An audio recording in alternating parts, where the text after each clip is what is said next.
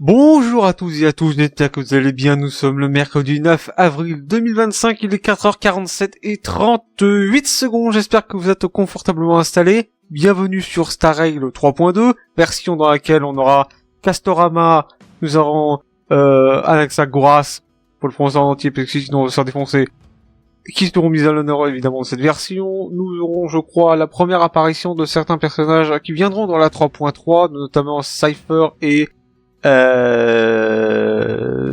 je crois quelqu'un d'autre, je sais plus. En tout cas, il y a des personnages qui sont censés se pointer. Cypher, ça on en est sûr, parce que ça a été teasé. Yacine, on a déjà vu en 3.1, donc logiquement, il y a pas de nouveauté vis-à-vis de elle. Je vais pas forcément m'éterniser sur le débat, est-ce qu'il faut pull Castorix ou pas, parce que de toute façon, c'est un débat sourd. T'auras beau dire si oui, si c'est non, on sera dans un dialogue de sourds de toute façon. Y a plein de gens qui font part du fait que le passif global c'est pas génial. Je suis d'accord avec eux, mais d'une certaine manière, moi je suis pas vraiment concerné par ça, hein. Certains le savent très bien, je suis toujours pas New 70, faudra que je le fasse. Hein.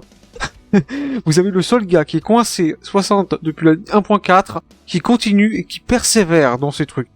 Mais bon, rassurez-vous, le farming des ressources, logiquement, devrait bientôt prendre fin.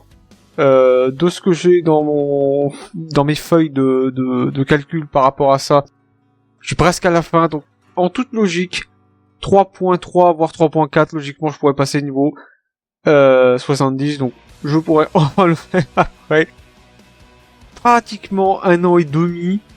Je suis arrivé 60 en octobre. Là on est en avril, donc oui, ça fait 2 ans et demi, hein, littéralement. Non, 1 an et demi. Oh, je suis plus compté. Oui, 1 an et demi. Oh là, qu'est-ce que je raconte, moi. Bon, enfin bref, allez. Ne nous éternisons pas là-dessus. 3.2, chapitre 3 de cet envoyé. Je compte par chapitre, hein, excusez-moi si jamais ce n'est pas le bon terme adopté. En toute logique, il devrait avoir quand même corrigé certains des gros défauts de l'histoire, notamment le manque d'animation, le manque de pépites aux yeux. Voilà, ce que les gens veulent, c'est pas forcément une histoire qui soit ultra travaillée, c'est une histoire qui est bien travaillée à un niveau correct, mais surtout aussi qui est agréable à regarder, parce que c'est un jeu vidéo. On est sur des trucs qui sont visuels. Si jamais ce n'est pas du, allez, je veux dire ça, mais du pornographique, hein, en temps normal, c'est quelque chose de déplacé, mais ce que je veux dire par là, c'est qu'il faut que ça ravit les yeux, que les yeux en aient pour leur argent, même si tu dépenses pas d'argent. Enfin bref, je pense que je suis plus ou moins bien fait comprendre. Allez, lançons le jeu. Et profitons de l'histoire. D'ailleurs, ça me permet de parler du fait qu'ils ont changé le système de pool dans le jeu, puisque maintenant vous avez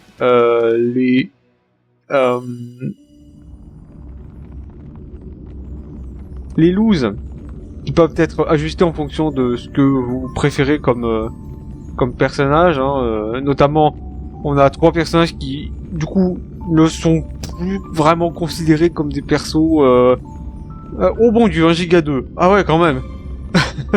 Grosse mise à jour. Grosse mise à jour.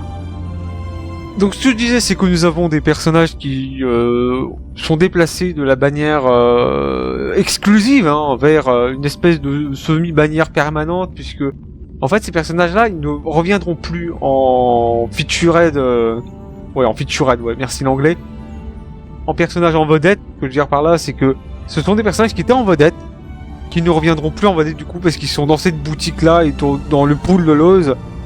Donc, d'une certaine manière, ce sont des personnages qu'on ne reverra plus jamais en tant que personnages vedettes. Vous avez, genre, comme là actuellement avec Castorama. Ça fait quelque chose de dire que des personnages 5 stars qu'on pensait n'avoir que via ce biais-là se retrouvent finalement dans le stade des rebuts. Surtout pour certains comme Célé qui est, on va dire, en sérieuse difficulté. Bon, heureusement, un jour ou l'autre, il y aura un buff. Alors, il ne semble pas qu'elle fait partie des 4 mentionnés par le buff Non, parce que si le repos a été mentionné, on a d'autres qui ont été mentionnés également, mais il me semble pas que ce soit celle qui a été mentionnée. Donc, on va encore attendre. Logiquement, elle devrait suivre hein, dans ce truc de pool, de renforcement et tout ça. Donc, bon, il y a juste à attendre. La question, c'est quand. Donc, bon. Voyons si ça aide avec les contenus d'endgame dans le futur. À voir. OS Prod Win 3.2.0. La plus grosse mise à jour. Je me demande toujours à quoi s'attendre par rapport à l'histoire, parce que la dernière image dans la 3.1, on a vu que il y avait le pionnier hein, dans les bras de Castoris qui se fait, je sais pas, il fait dissoudre en petits morceaux, je sais pas. Donc on peut s'attendre à tout et à rien. Surtout venant de Castorama, hein. Voilà. Je sais pas pourquoi, mais il y a des gens qui disent Casto. Moi, je pense à Castorama par instinct.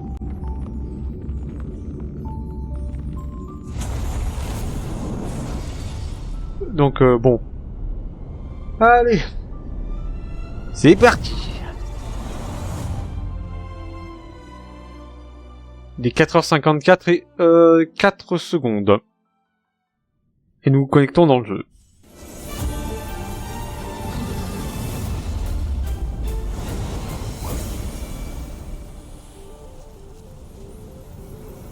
Pourquoi pas?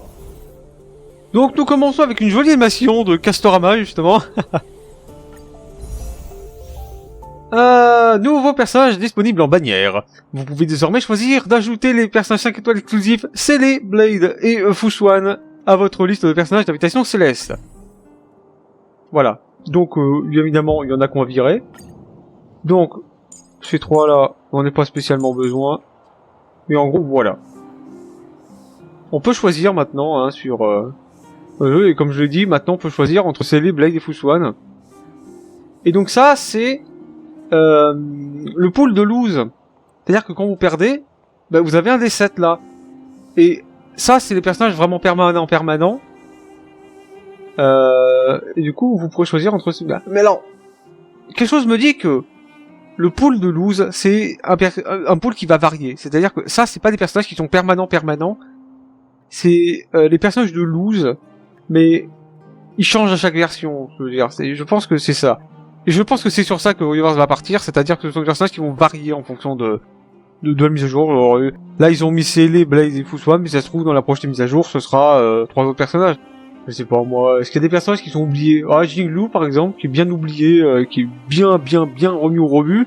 Qu'est-ce qu'il y a d'autre aussi comme personnages qui ne sont pas passés depuis un certain temps? Et j'essaie de me souvenir. C'est d'accord, pas été remis. Non, pas remis. Ça fait 1 milliard d'années qu'elle est remise. Enfin bref, vous comprenez que par exemple des Jingliu, ça peut venir tout à fait dans ce genre de secours, on va dire. Donc c'est pas si mal. Hein. Voilà. Non, c'est bon. Ok. Invitation céleste. Bon, ils ont mis le machin comme ça directement. Bon. Ensuite, on a la triple bannière. Fairy Green, Yakio et la Calonne. Et du coup, les icônes, hein, voilà. Ok. Ensuite, la boutique. Recommandé. Braise immortelle. Ah, ils ont refait le... Ah. Ok, pourquoi pas. Donc, ils ont changé le fait que c'était 2 boutiques avant, ils ont mis ça dans une. Ouais, pourquoi pas, hein, je dis, ça fait un peu Genshin, mais oui, pourquoi pas. Genre, le système fonctionne très bien là-bas. Il manquerait plus qu'ils fassent en sorte que la boutique Gestellaire soit mise ici, et on est littéralement dans Genshin. C'est... Comme quoi, on serait pas dépaysé. 200... Ouais, alors il y a un truc qui se passe, c'est que quand ça charge le toast pour la première fois, ça rame. Bon, 515 poules. 516 même. Recommandé. Ah. Ouais. Ticket spécial. Promotion 570%. Alors, je suis pas certain que 30 000 crédits et un pool de chaque, ça soit vraiment 570% de promotion. Voilà. Et ensuite, donc, le fameux pass d'approvisionnement. Ouais, pourquoi pas. Ensuite, convergence stellaire. Oh. Restez à l'affût. D'autres personnages échangeables seront ajoutés à l'avenir. Ouais. Du coup, on a Résumé et l'autre, d'accord. Et les icônes, évidemment. Ok, bah pourquoi pas, merci. Les contrats. Bon, bah ça, voilà, hein. Ouais. Et du coup, nous avons souvenirs précieux.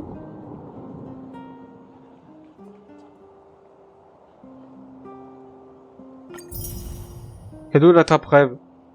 Un pouce standard. Pas trop à quoi ça sert, mais d'accord. Mais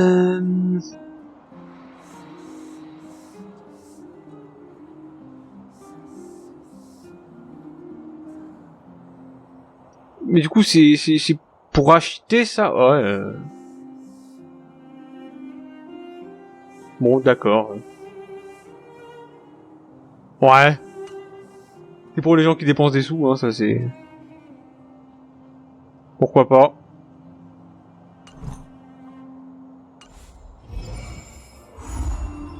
Au fuseau tissant inlassablement la toile du temps. Ok, bon, on va regarder ça plus tard. Et du coup, oh, enfin, nous avons un item parasite dans le machin, pour la boutique.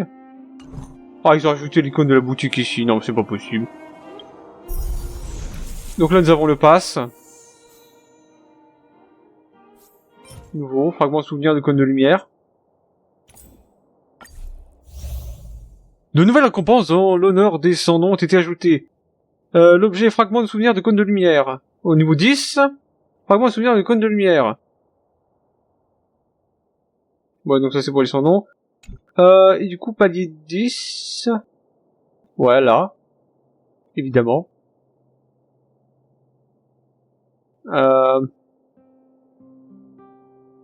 Mais évidemment, il faut raquer.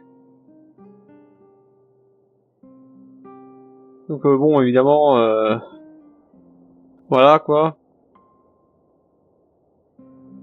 Bon, ok. 100 points, je récupère ça, on est déjà palier 4, merci beaucoup. Ensuite ici, débloquer tous les stands dans Star World. Déjà disponible maintenant ou c'est qui vient dans 2 jours et qui est déjà... D'accord. Bon.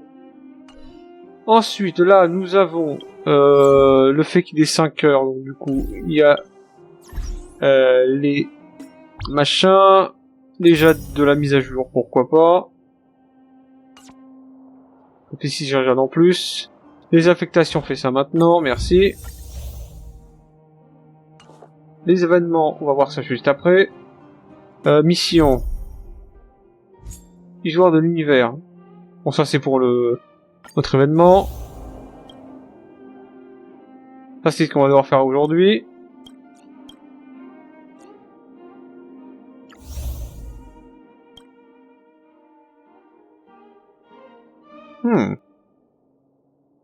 Bon, c'est pas révélé encore, c'est normal.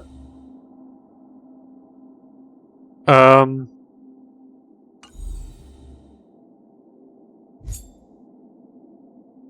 y en a 320. Bon, on va faire ça juste après. Alors, événement. Oh, ils ont... Waouh. Ok, pourquoi pas.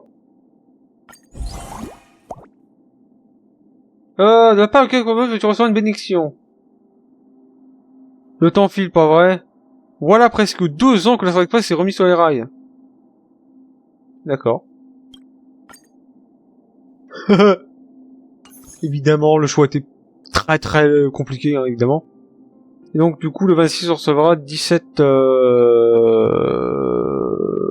jours pour recevoir 1600 jade.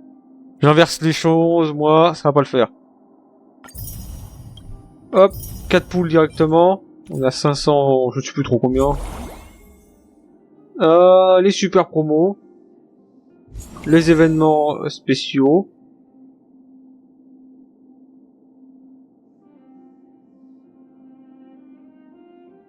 Ah, disponible 7 jours 22 heures. Quoi? Comment ça, indisponible? Non mais j'aurais dû mettre disponible dans 7 jours 22 heures, ça aurait été un peu plus logique et ça aurait été un peu moins confus peut-être. Et les événements de célébration. Ouais, pourquoi pas. Voilà, du coup. Nous voilà enfin dans les trucs normaux. Compagnon stellaire, échangeur contre le chat, roi de mai ou les autres personnages. Ouais, d'accord. Alors ça, c'est un item qu'il va falloir regarder précieusement parce que ça vaut à peu près d'après certaines estimations plus de 200 balles. Voilà. Donc je vais le récupérer. Et là, j'ai un truc en or massif dans les mains.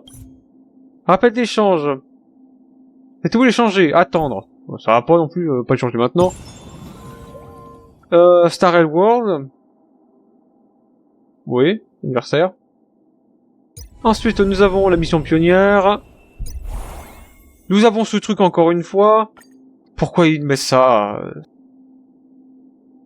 En fait, ça c'est pour des gens qui ont des amis qui reviennent sur le jeu. Mais le problème c'est que, bah moi, genre, dans les amis, tous sont actifs sur le jeu, donc ça sert à rien chez moi.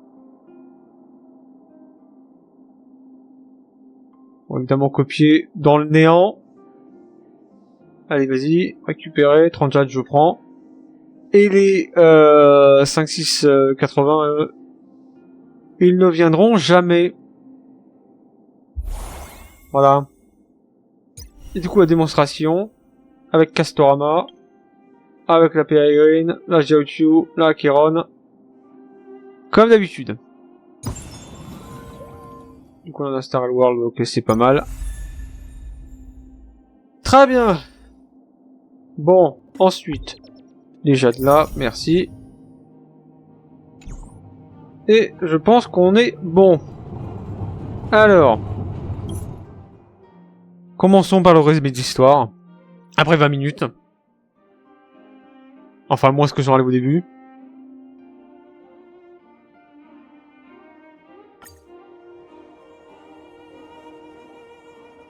Alors que tout le monde attendait le retour du demi-dieu de l'épreuve du conflit, un événement inattendu s'est produit. L'équipe pionnière a suivi Maïdé dans l'épreuve pour sauver Painon, qui était pris au piège.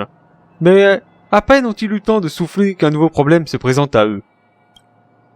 Maïdé est censé assumer la responsabilité du conflit, mais les acrocopiens refusent catégoriquement de laisser la flamme divine entre les mains de leurs rivaux ochémiens. Pour mieux comprendre la situation, Maïdé décide de demander conseil à son maître Cratère, vétéran d'Acrocopis. Cependant, leur échange se solde par une dispute, et ils se quittent en mauvais termes. Pendant ce temps, Trian et Castorama sont envoyés au bosquet de l'Épiphanie, oui c'est ça l'Épiphanie, en tant qu'émissaires diplomatiques d'Okema. À leur arrivée, elles découvrent avec surprise que la marée noire a frappé. Elles combattent un mystérieux épéiste et parviennent finalement à sauver Anaxagoras, en nom complet, merci, et la flamme divine qu'il porte. Sur le chemin du retour, l'ancien général d'Acrocopis, Cratère, est arrêté à Okema pour avoir enlevé Trinon et s'est introduit dans une zone interdite. Après l'intervention de Maïdé, Tribi et ses sœurs acceptent de révéler leurs souvenirs pour aider à la réconciliation entre Acrocopiens et Okemiens. Contre toute attente, alors que Tribi et ses sœurs s'apprêtaient à rendre visite au titan du temps, Onyx, pour reconstituer leurs souvenirs, vous vous retrouverez à nouveau face au mystérieux épéiste. Tribi se sacrifie et périt aux côtés du titan pour protéger ses compagnons. Afin de récupérer la flamme divine, le groupe met au point un plan pour capturer l'épéiste. Le plan connaît plusieurs revers, mais Maïdé fait son retour en tant que demi-dieu du conflit pour aider ses compagnons à récupérer la flamme divine. Peu après, il parvient à convaincre son peuple d'abandonner ses préjugés au l'égard de ses anciens rivaux. Après avoir fait ses adieux, il retourne dans sa patrie et rejoint le front pour combattre la marée noire. À Okema, des funérailles sont organisées en l'honneur de Trian, qui a épuisé son pouvoir divin et s'est transformé en une poupée. Après avoir porté ses dernières volontés de Trian, le groupe décide de poursuivre la chasse aux flammes. Voilà. Allez, commençons. La lecture était catastrophique. Je sais pas lire.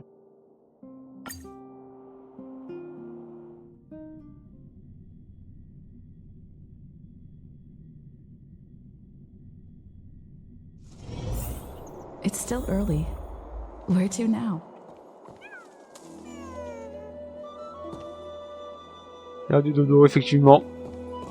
Mais il est 5h08.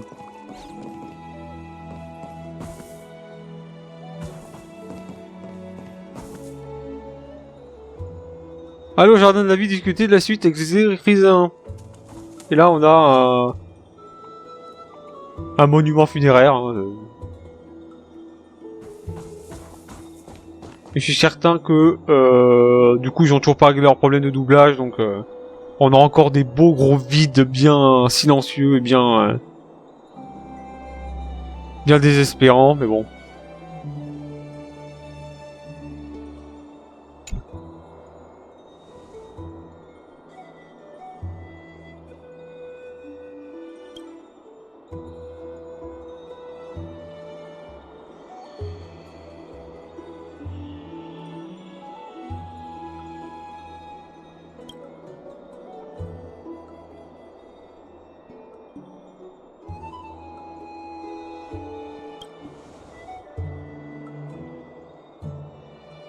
Et la réponse ce sera oui. Voilà. Tu ne peux pas faillir à ton devoir, s'il te plaît. Quelque temps auparavant. Ah, it's you, Cass. I finished the anthology of poems you lent me. Here it is. I thought you'd be too preoccupied to find time for reading. Precisely because of these obligations, I felt compelled to read it swiftly. Wouldn't all these preoccupations slow your pace? On the contrary, knowing that time is limited can push one to overcome their limitations. The weight of these responsibilities seems to have enhanced my reading efficiency. Eh, t'as fait d'une pierre trois coups, hein. Tu gagnes en essence, tu gagnes en vitesse de lecture, et tu peux faire ton boulot. C'est bien, hein, c'est... Bon, après, faut pas faire le burn-out, parce que sinon, c'est... Un peu pourquoi pas, mais trop non. I understand completely. During my time at the Grove, the closer exams drew, the more efficient I became at tackling everyday mundane tasks. Anything but my actual studies. Precisely. As I remember, you and Finon were both disciples of the new Sporists. I assume that Anaxa's exams were as unreasonable as the man himself, correct? The courses Professor Anaxa taught were Introduction to Alchemy and History of Mythology. And to be perfectly honest, those two courses were the students' greatest nightmares.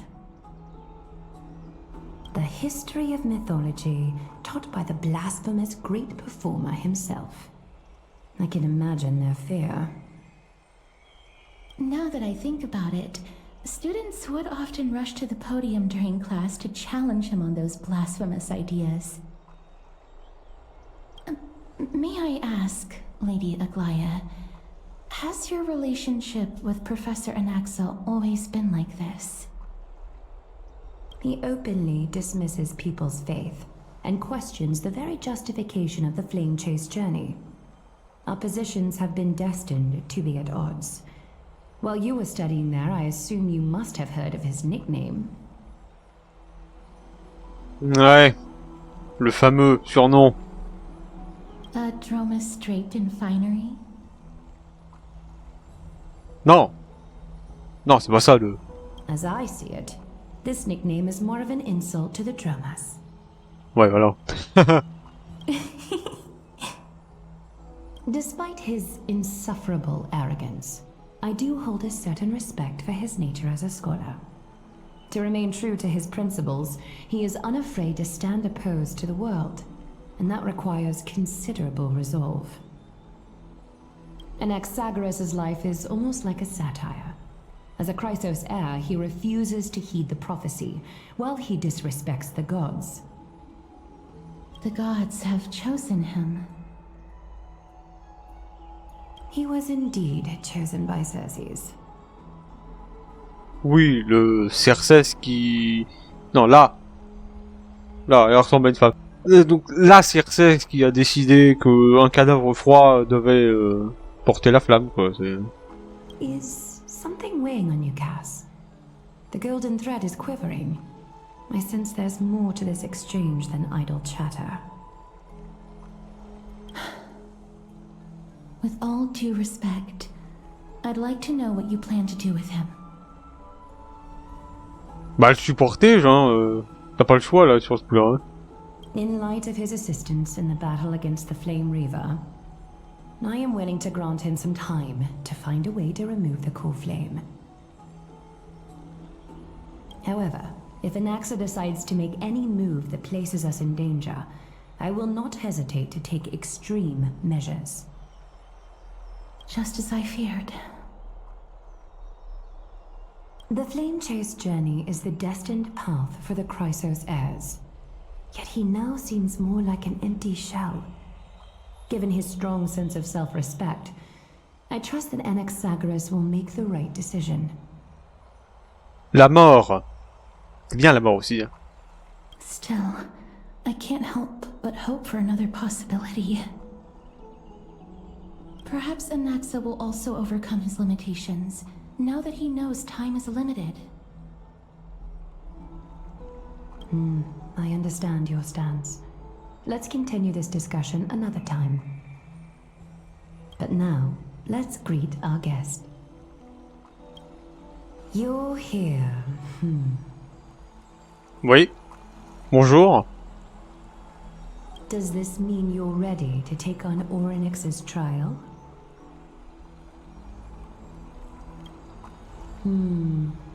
It seems that this sacred beast is just as indispensable, given their intricate ties to the Titan. Memmy mem, memmy mem mem mem mem, memmy mem memmy mem. Oui. Félicitations, tu es reconnu comme... Ouais, c'est bien. Tu es reconnu. Bravo. Surrendering the cool flame is a Chrysos heir's duty. Your selfless assistance is deeply appreciated. However, I urge you to carefully consider the risks of accepting the trial. Becoming a demigod means forsaking your humanity. You will inherit Orynyx's divinity and bear the time of Amphorius, all on your own. From that point onward, your fate will be forever intertwined with ours, never to be separated again, until the end of Genesis. On the contrary, you are the only one who qualifies to attain divinity. Yet, for that very reason, I do not wish to pressure you. Est-ce qu'il y a un plan B? It's exceedingly rare to find a capable Chrysos heir. If this path proves unattainable, I am willing to lower my expectations. There are still many priests of Yanissopolis and their descendants in the city. If I'm left with no other option, I'll try to find someone worthy among them. Après, on est certain qu'il y a un truc qui va se passer et que ça va marcher, parce que généralement ce genre de méthode et ce genre de recours, c'est le genre de recours qui n'arrive jamais dans ce genre de jeu de fantasy, hein, c'est... Ça ressemble à un plan Z. Ça ressemble à un plan Z, hein.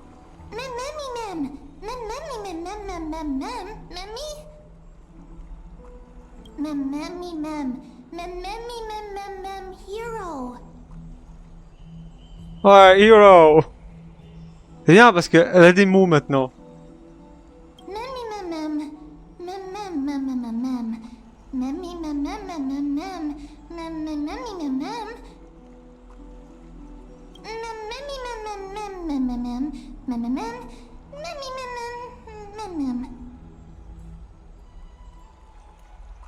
It looks like you know that Titan rather well.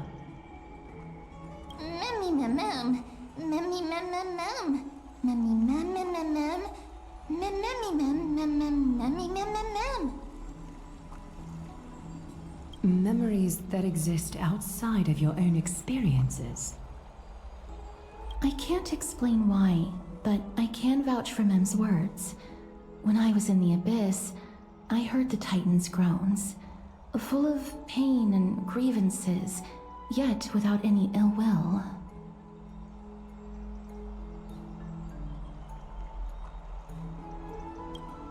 Since you've made your decision, go back to the bath chamber and get some rest. Trinem will call for you when the ceremony is ready. It is difficult for me, as the guide, to absolve myself from blame for things to have progressed to this point. Time and again, you have risen to the occasion for Akima. Nearly rewarding you with some honeydew is no longer able to express the extent of our gratitude.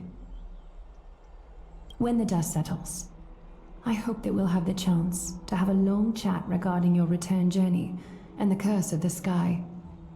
It's about time that we lift the taboo and discuss things openly.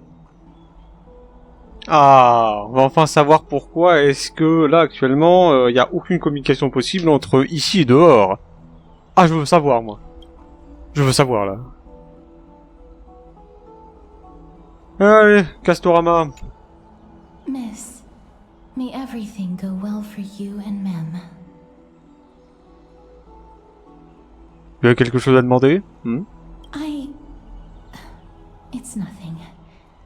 I only came to discuss some matters with Lady Aglaya. Previously, I lent her an anthology of poems that Lady Trianne had gifted to me. Tracing back, this anthology was something left for Lady Trianne by a bard before their passing. Ah. Donc en gros, t'as un recueil qu'il offre à quelqu'un qui meurt. Et ce bouquin, il a été donné à quelqu'un qui est mort lui avec. Est-ce que t'es sûr que juste donner ce bouquin à quelqu'un et le reprendre après, c'est... Non, c'est moi qui me fais trop de théorie là. Allez, vas-y. Reprends le crack là. Ah, c'est de la bonne en tout cas. Although personal properties should be cleared out once their owner has passed on, Lady Trianne gave this book to me since she knew how much I like to read. Et si spécial que ça? No, it's just an ordinary book. It's definitely not some kind of unique copy. It just contains an allegory. In a faraway land, in a city known as Styxia, a dragon corrupted by the black tide descended one day, swooping upon the city like death itself. It swallowed the princess of the city whole before it was suppressed. After taking down the evil dragon, the warriors discovered that the princess's life had already met its end. Triste jour pour la princesse. Overwhelmed by grief, the queen hired an alchemist to resurrect the princess using the dragon's flesh and blood. However, having lost memories of her previous life, the resurrected princess turned into an evil dragon herself and wreaked havoc on the city. As a result, the prosperous Styxia met its demise. Ah, quelle sombre histoire.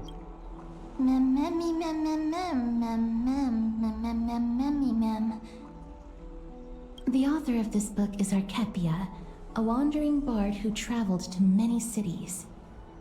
Among the things she left behind are poems, dictionaries, and many tragicomedy scripts. She even clearly underlined and took notes in books that covered myths with her elegant handwriting. While flipping through these books, I felt like I was afforded a glimpse into the life of Archepia. It felt just like I was traveling with someone that I'd never met before. It was as if she had yet to pass on and was still alive.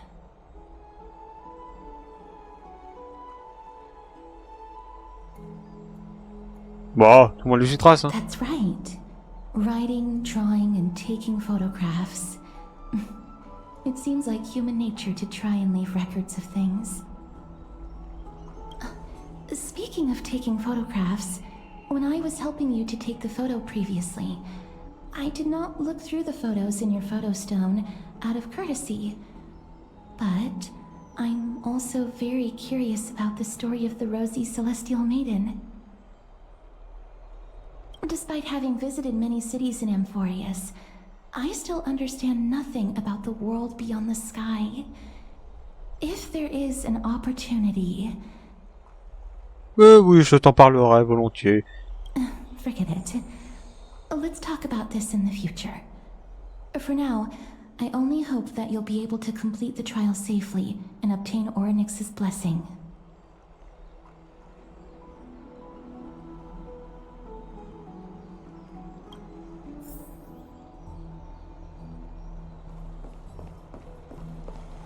Allez.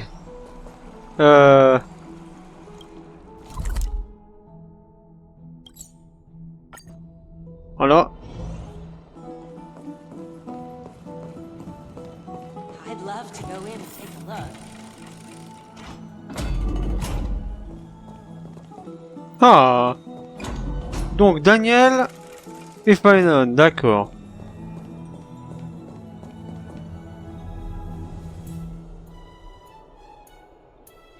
Une assemblée citoyenne? Pourquoi faire? That's right. Oh, partner, you're back just in time. This is something that the both of you should probably know. Encore des problèmes? I wouldn't call it trouble. I just think it will be favorable if the both of you understand the situation in Akama better.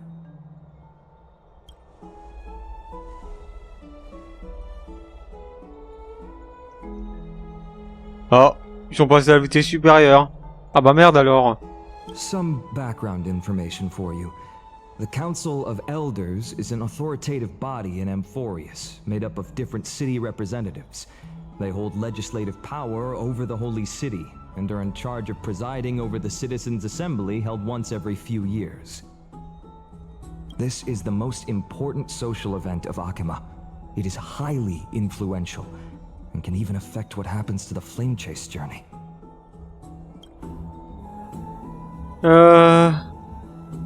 Donc c'est pas Aglaé qui décide de tout. Oh, Aglaé. Bah tiens, bah voilà pourquoi. Bah tiens, bah c'est marrant ça, Aglaé. Bah finalement c'est pas si mal avec un A. Hein. Même si avec un E ça aurait été un peu mieux. Aglaé, E. Bah pourquoi ils sont pas mis de E, c'est...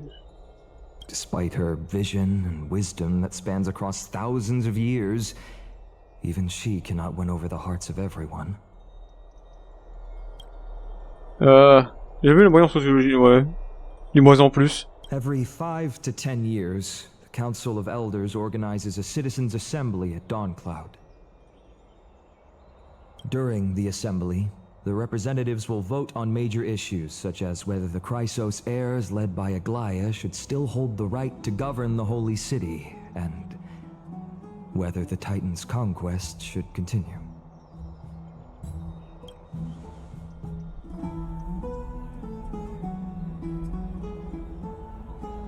That is correct. However, the problem lies in the fact that there are ill-intentioned extremists in the Council of Elders. They view the Citizens' Assembly as a way to restrain the Chrysos heirs and hope to take complete control over the Flame Chase journey. We can refer to them as the opposition.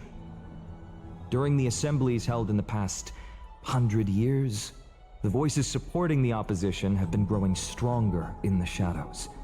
It's only thanks to Aglaia that the Flame Chase journey has been able to continue to this day. Tu sais, même si ça vire dans l'illégalité, ça va pas continuer, hein. On va le faire quand même.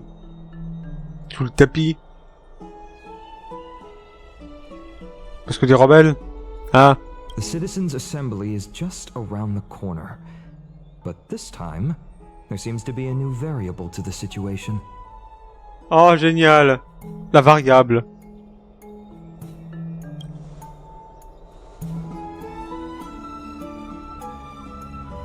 I'm afraid that the Council of Elders might want to take advantage of Professor Anaxa. Ah, d'accord. Donc, ce qu'il va falloir faire, c'est prendre un AXA machin et lui retourner le cerveau. D'accord. Et une fois qu'il sera retourné, bah il dira non, finalement je soutiens. Et là, baf, défense paumée. Très bien réfléchi, Bynon, tu es un génie. Aglaya will surely take back Cersei's core flame. But with Anaxa's current condition, it's so unique that nobody knows how taking the core flame away from him will affect him. He has always been someone that is only concerned about his own research. I'm certain that he must want to escape from the monitoring of the Golden Thread and protect himself. If the opposition were to offer an olive branch at this time.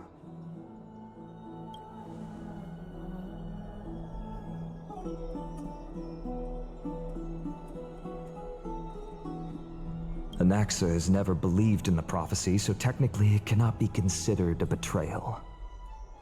However, he has taught many Chrysos heirs, and has long been considered an important ally of Akima. I truly do not wish to see comrades turning on one another.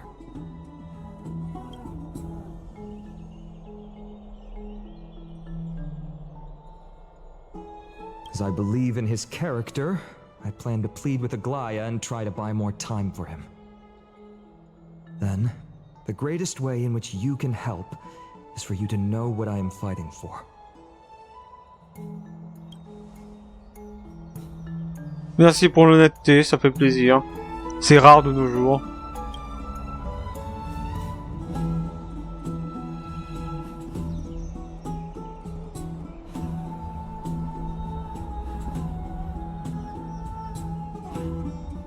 Et moi, je prévoyais de me rendre au bosquet pour collecter des indices à propos du monde au-delà du ciel.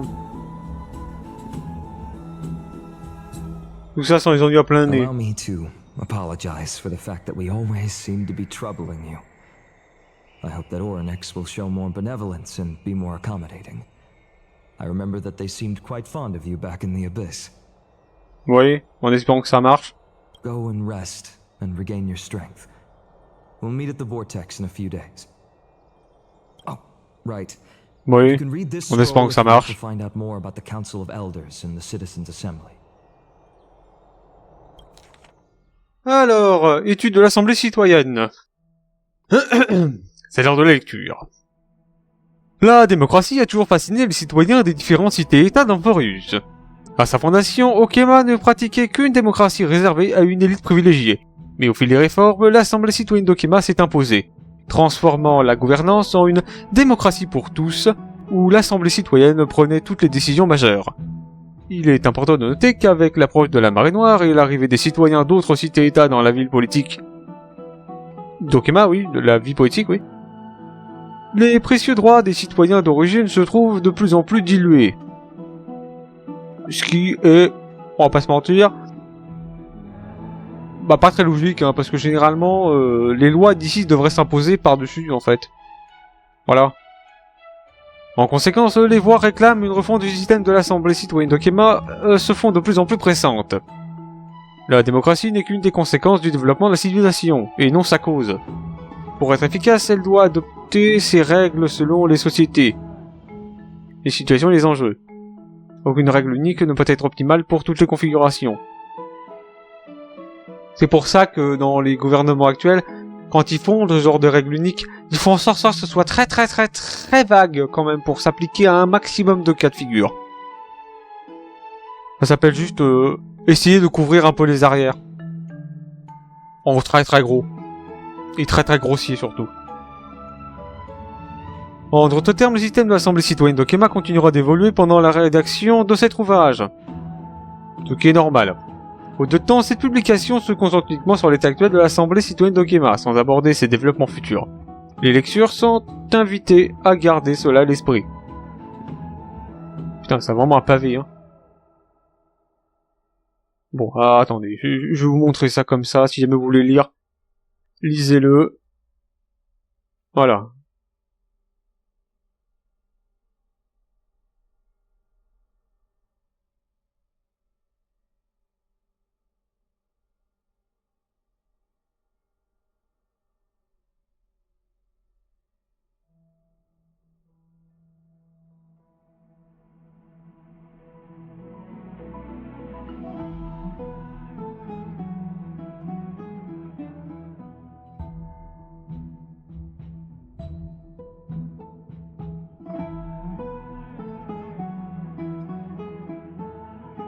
Voilà.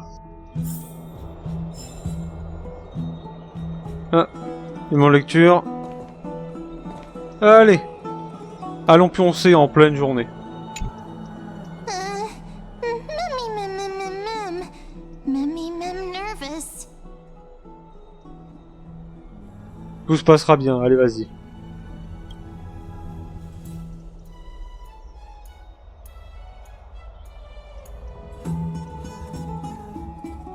Étant donné que tu vas attirer l'attention d'un avion. Mais c'est pas la première fois, hein. C'est la 4e, hein, donc attirer l'attention de 4 rayons, c'est quand même énorme. Hein. Il aurait capable de la fond. Ouais, bien sûr.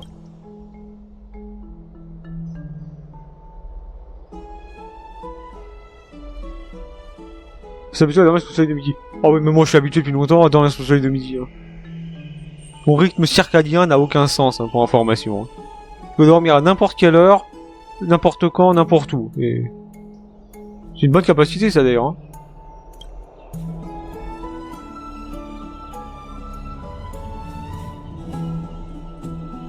Peut-être qu'une nouvelle phase de notre expédition pionnière un peu riche sur le point de commencer. Bah j'espère.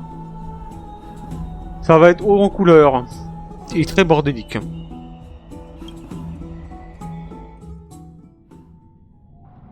Quelques jours plus tard, à l'œil de la Genèse... Esteemed one, Orynyx's vacant totem awaits. If you have already made your preparations to become a pillar of Amphorius, please, step forward.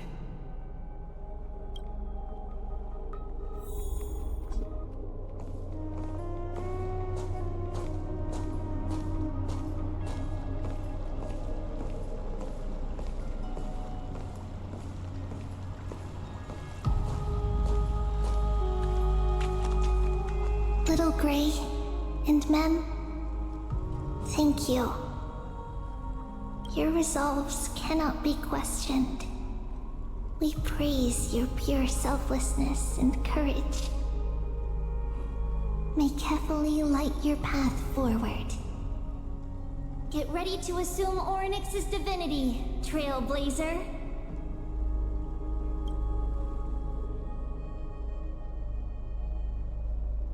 The divine position of Orynyx has already been vacant for some time. We can feel the space of the trial closing. As there isn't much of their soul left, we'll have to complete the ceremony before their soul completely dissipates. Ah, commençons.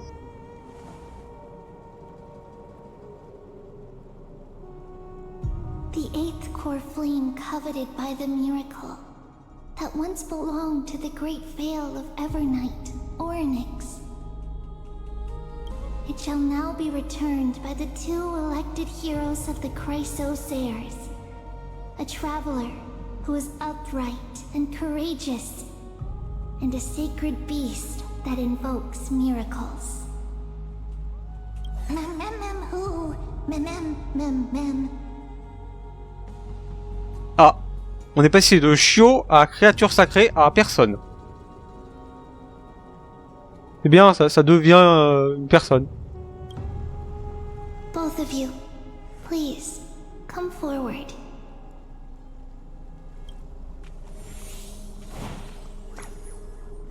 Recite along with us.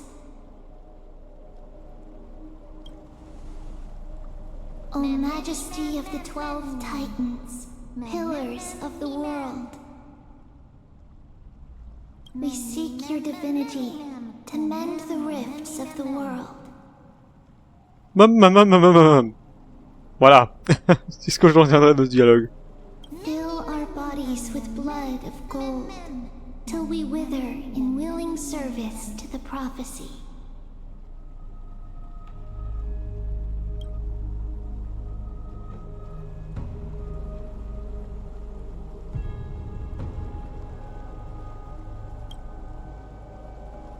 These are just words meant to make the prayer seem more solemn.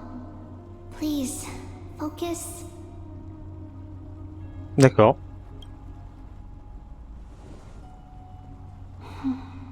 And surrender the core flame.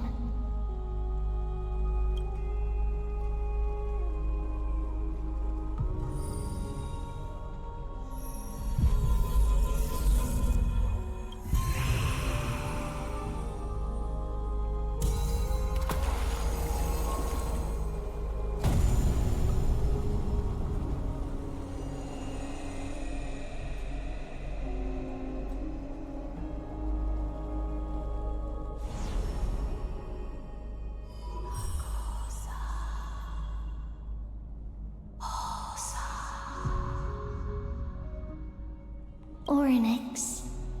Their soul has been waiting for a long time. Très précisément 42 jours. Vachement résilient quand même. Hein. Perhaps they're also quietly waiting for the arrival of their successor.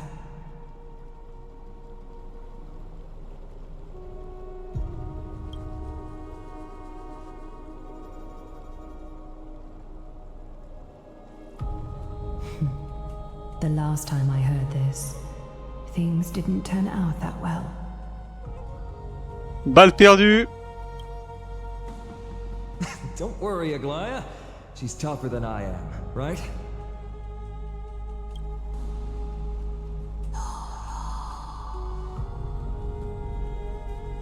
Ça commence à devenir vachement faible hein, au niveau du volume, hein, donc va falloir te grouiller un peu ma vieille. Hein.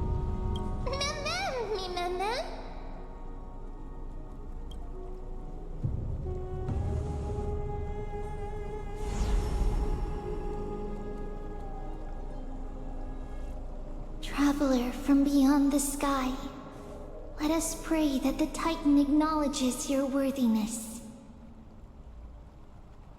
Although she loves cracking jokes at inopportune times, her determination is as strong as the Chrysos heirs. She will definitely succeed. Pas forcément au même moment tout le temps. Hein. While she's away, I would like to have a chat with you, Aglaya.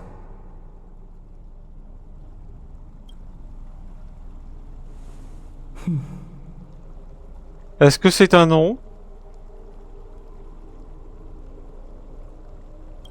Speak. I'm listening. Bon, c'était un oui, mais un petit oui.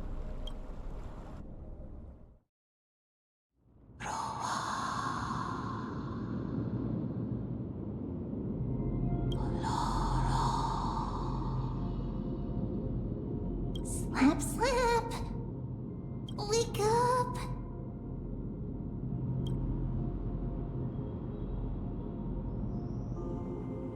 How is it? How do you feel? Comment ça se fait que tu parles? Right? I think that it's amazing too! Testing, testing, 1, 2, 3! Testing, testing, 1, 2, 3! Oh mon dieu, elle envoie des prémots. Ah, ça évolue. Et après, elle partira comme un dieu. I have such a cute voice! It must be because of all the memories that I collected. They allowed me to grow beyond expectations. J'essaie de voir s'il y a une similitude avec une voix que je connais déjà. Parce que il est clair qu'en 3.1, même avait déjà pensé de 3 mots qui faisaient vachement penser à Mars quand même. En tout cas, à la voix de Mars. Donc j'essaie de voir s'il y a une, on va dire une ressemblance, parce que je sais très bien que celle qui fait la voix de Mars peut vachement varier sa voix. On a la preuve avec Entre Marche et Titlail, c'est pas du tout les mêmes voix, c'est clair. Il y a deux voix différentes. Also, listen. The words of the Titan are becoming clearer.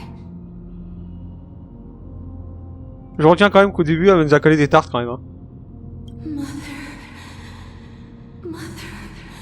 Ah, bah voilà. Là, on peut enfin la comprendre. Have I finally reached the end? Are the years of isolation coming to an end? Or next? Oh, how heartbreaking. Ever since the figure draped in the black cloak robbed them of their core flame, they have been relegated to waiting in isolation in such a confined space. We are going to help alleviate their pain, right? Évidemment qu'on va être laisser souffrance, tu crois quoi? Qu'on va les laisser souffrir comme ça? Oh. Et toi qu'on aurait laissé souffrir comme ça si tu oui, hein? Memories broken. Mother, where? Mother? Who are they calling out for? Je m'attends à un dôme de l'or énorme. Donc préparez vos alertes spoilers, ça va voler très vite. Hein. Oh putain.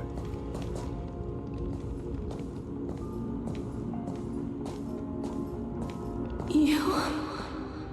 It's you. I remember you. Skyfather has gazed upon you. Oui, c'était folie. Mother is calling for you. Mais c'est qui mère du coup? C'est quoi? C'est Mars, c'est Cyrene, c'est quoi? C'est...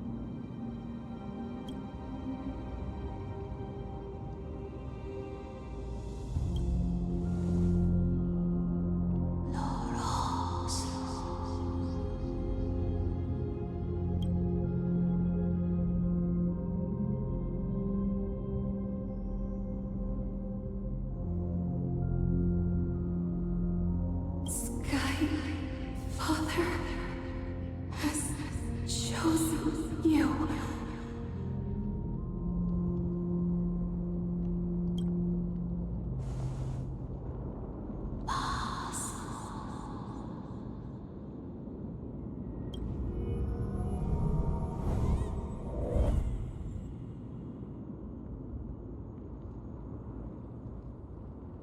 Ce rebondis vient à vous sous la forme de pleurs d'enfant.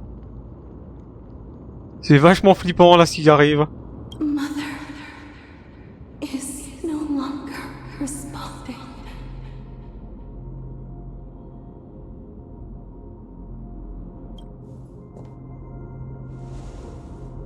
Something important. An important matter. Oui, une affaire importante. Orynyx, listen to me. Aren't you tired? Throughout the long years, you have always been protecting the fate of Amphorius. Each time people draw strength from within their memories, every single ripple falls onto your shoulders. Ça sonne vachement Ticheli quand même, hein. Donc je me dis que ouais, c'est bien la VN marche hein, derrière même. Hein. There's no need for you to bear this any longer, Orynyx. From today onwards, someone else will bear time on your behalf.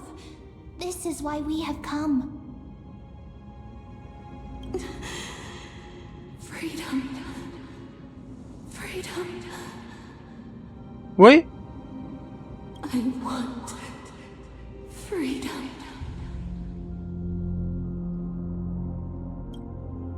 Oh, poor child. Everything will be fine. Let us help you. You can have a good rest now.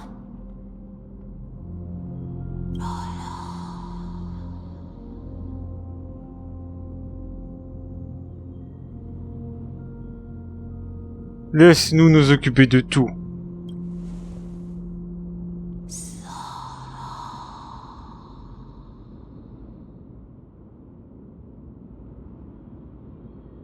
You have potential, strength, willpower, powerful, and tenacious. But you lack something. Et quelle est-ce? Just one thing. Lacking something. What is it?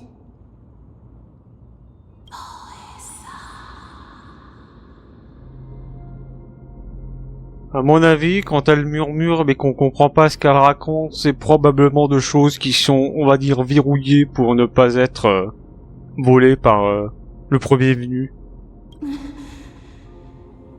What you lack is a future. Un avenir?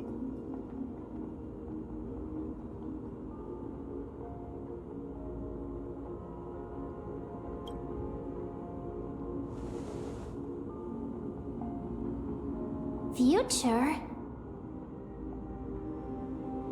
Non, c'est plutôt l'inverse. Elle a pas de passé, du coup, parce qu'elle ne s'en rappelle pas, mais... Traveler from the sky. You should have dissipated already. Ouais, une fois, il a failli péter le Celeron, oui. The gaze from Sky Father. Stabilize your form. Because from the moment you crossed the sky, your life was cast away. Right now, you are simply a collection of walking memories.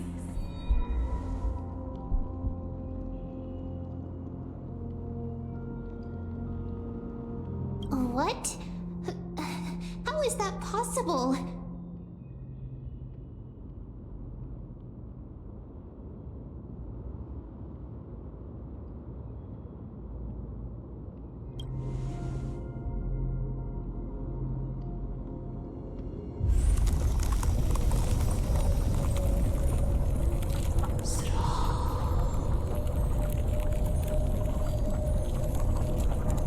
The space is collapsing.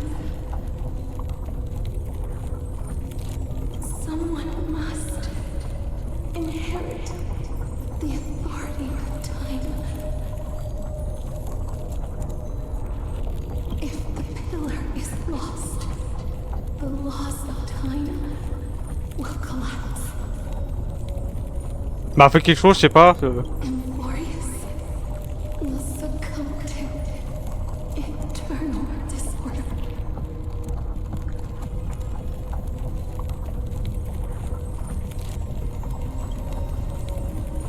Time never compromises, never bears grudges,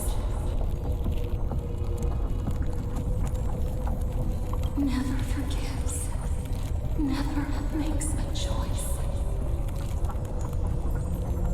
Child of humanity, Titans, Mother, Sky Father.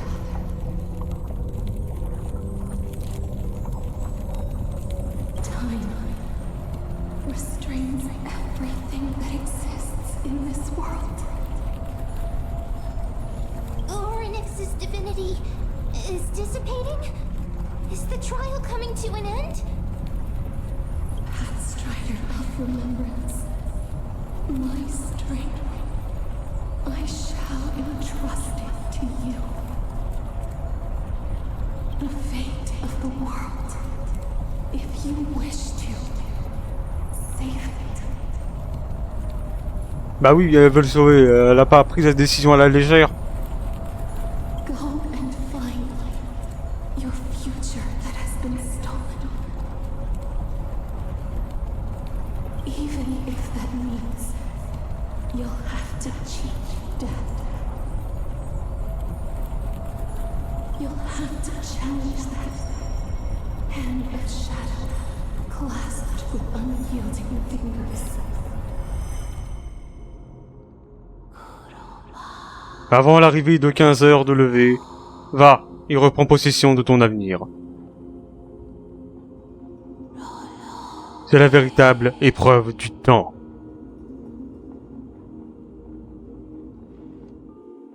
Bon, bah on sait quoi faire du coup.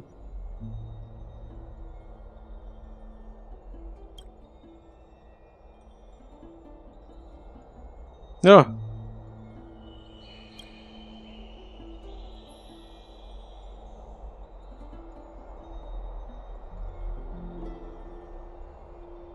Pour faire simple, tu as réussi. Yes! Désormais tout d'une demi-déesse. Cependant...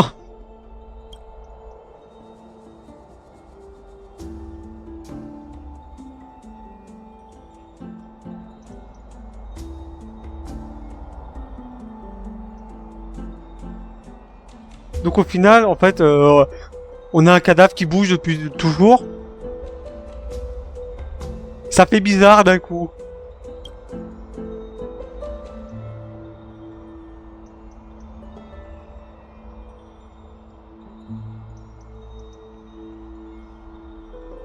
J'en fais une blague, c'est ça? Non.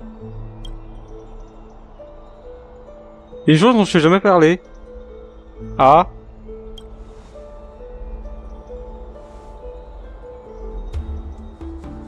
Quand on a été off, la lance du canard a transpercé la voiture. Oui, ça je m'en souviens, ouais. Alors les ruines de la mine, j'avais dit ceci.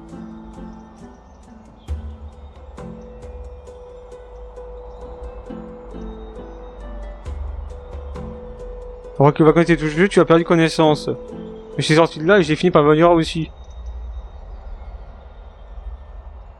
Donc c'est là qu'elle est morte en fait, c'est ça le truc? Hein. Et que c'est vraiment passé des bien plus loin. C'est ça, le célèbre a fait exploser, c'est ça?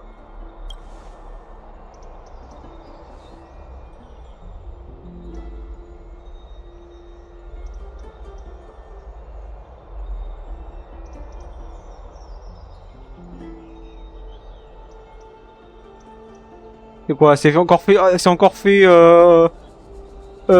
stabet dans le bide? Ah.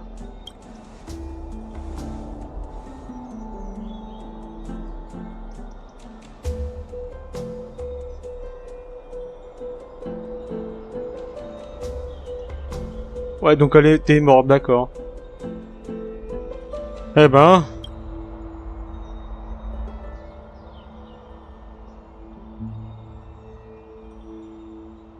Juste sous la forme d'un souvenir. Donc t'existes pas, c'est...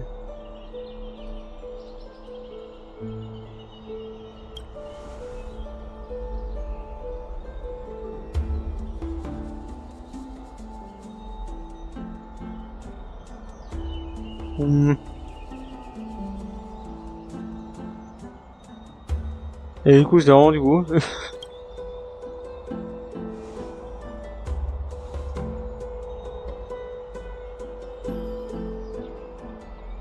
Mais du coup, il sert à quoi c'est la roue en fait?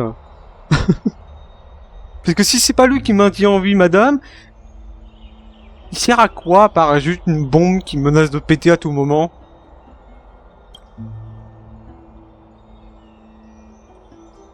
Ah.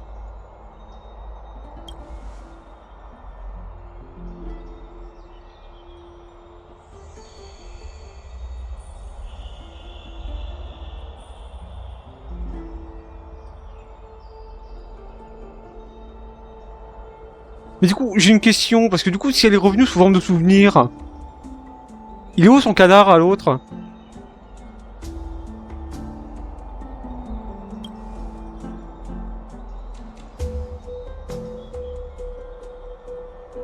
La clé s'est brisée dans cette main de la ouais.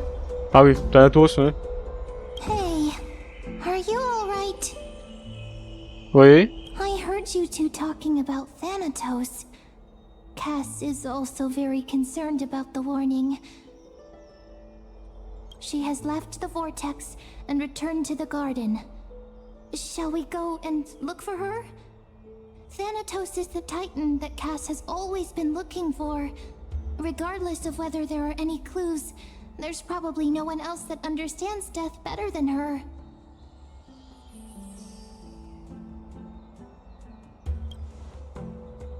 Ah bien. Donc, déplaçons-nous avec notre mort vivante, manifestement.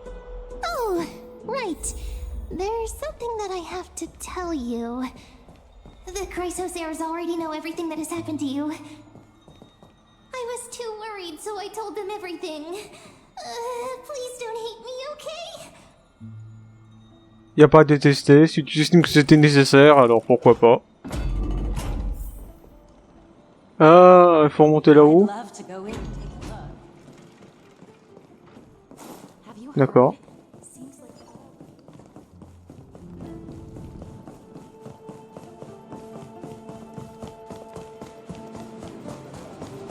Alors là, là-haut.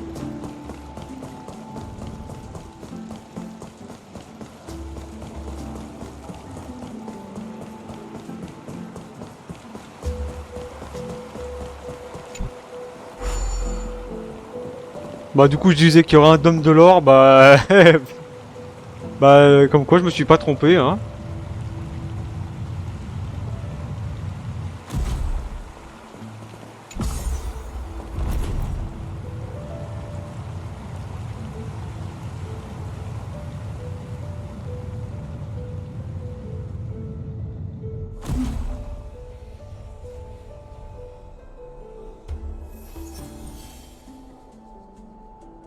Et on n'est qu'à la 3e partie sur 8, hein. Donc, oh putain, ça va être fat, hein.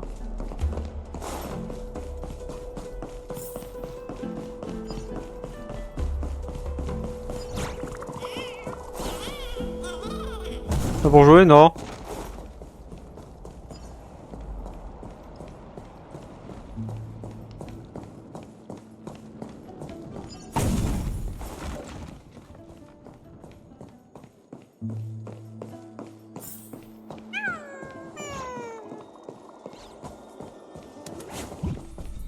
Miss, I'm right here. Vous entendez des pas légers qui se rapprochent, petit à petit. Please stay there and slowly turn around.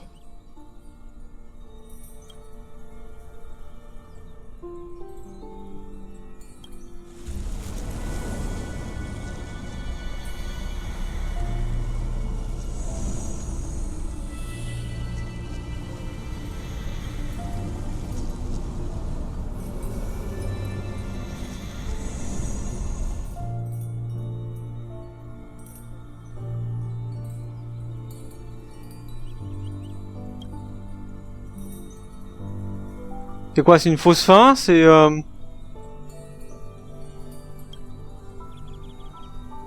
Et puis tout à coup... Please pardon me.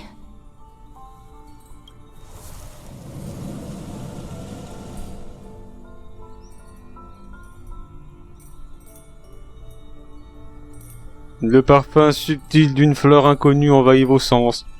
Sa douceur fait oublier l'importance même de respirer. Oh, mort par asphyxie! Génial! Vous réalisez que vous êtes toujours en vie. Enfin, que vous n'êtes pas complètement morte. Enfin, plutôt que vous n'êtes pas complètement mort-vivante.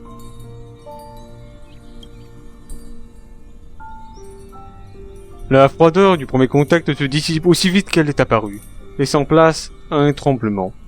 Un doigt frémissant effleure doucement votre joue, provoquant un léger chatouillement.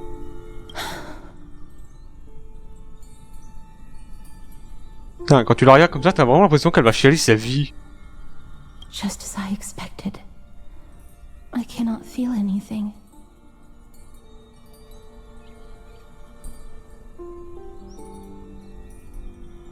Back at the Grove, I was puzzled as to why you were not affected by my curse. I thought that it might have been the special ability of a traveler from beyond the sky. Never did I expect that this would be the true reason. I'm sorry. I should have noticed that something was amiss earlier.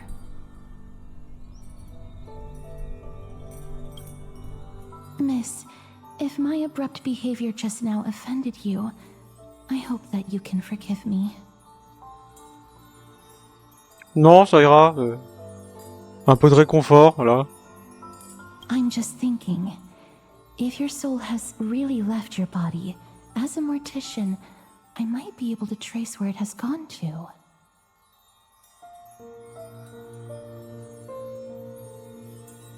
Cass, did you find anything?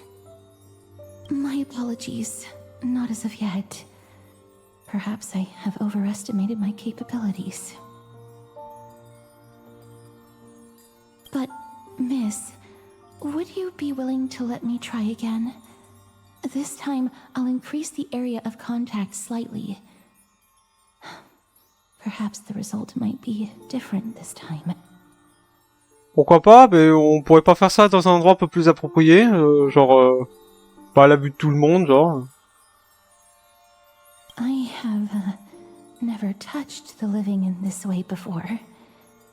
If my actions are in any way disrespectful, I hope that you can forgive me.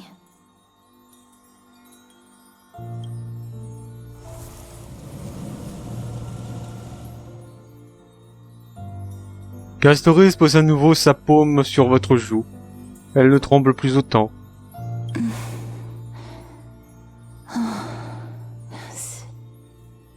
Après, si ça lui donne l'occasion de voir ce que ça fait de toucher quelqu'un, pourquoi pas, hein. Ah. Non. Ça veut dire quelque chose? I seem to have caught a glimpse of something.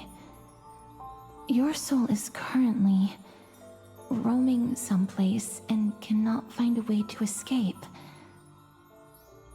Donc elle est pas complètement partie, c'est ça, hein, c'est... But perhaps it might not be a bad thing. If your soul is still wandering around, it means that we still have time.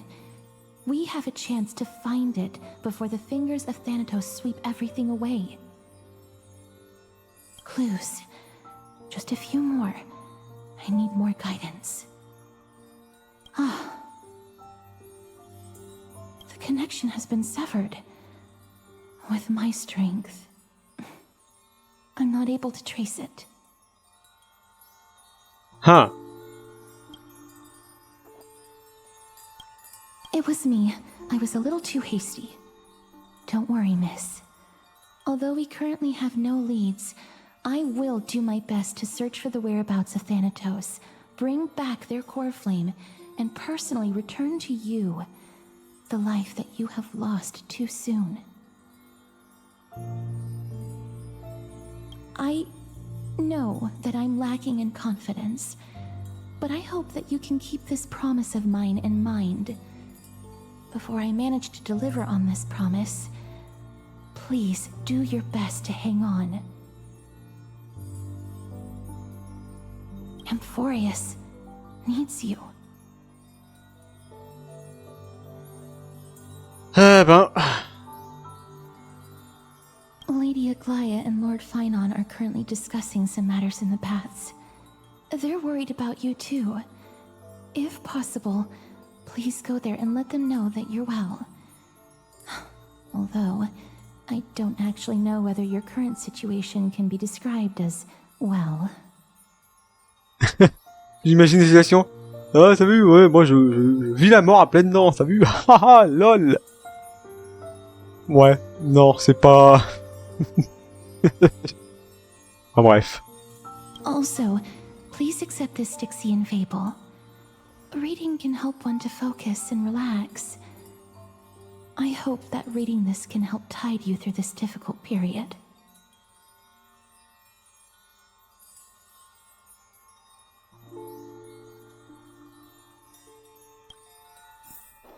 More species are disappearing.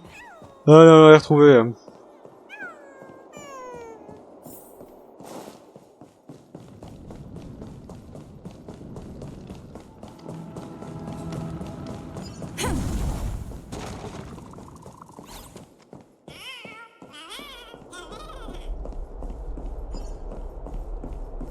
Donc en fait, depuis le début, on contrôle un cadavre. Ça fait bizarre d'un coup, hein.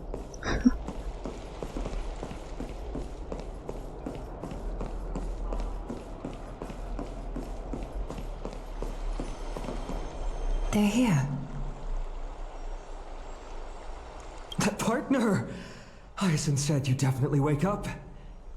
How do you feel? Comment je me sens?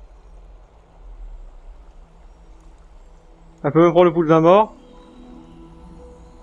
That's the medical prowess of the Twilight Courtyard. Amazing, isn't it? Ah ouais, c'est fascinant. Avoir le pouls d'un mort, c'est... Je sais pas comment ils font. You've completed the trial of time. And I have to admit that the process went better than I expected. Even in the end, that Titan's heart still showed a soft spot for humankind. However, I never expected that. Two people who have cheated death would appear in Akima at the same time. Échapper à la mort. Ouais, bien sûr. Non, échapper à la mort pour une. Enfin, un plutôt. Après l'autre... That's what we have been talking about. Mighty has been in Akima for such a long time, but has no one thought to study his indestructible body? If there were even any minor breakthroughs, we wouldn't be as clueless as we are right now. Many have had this idea, but so far there have been no results. If it were successful, Thanatos wouldn't have disappeared without a trace. Nevertheless, now is not the time for us to give up.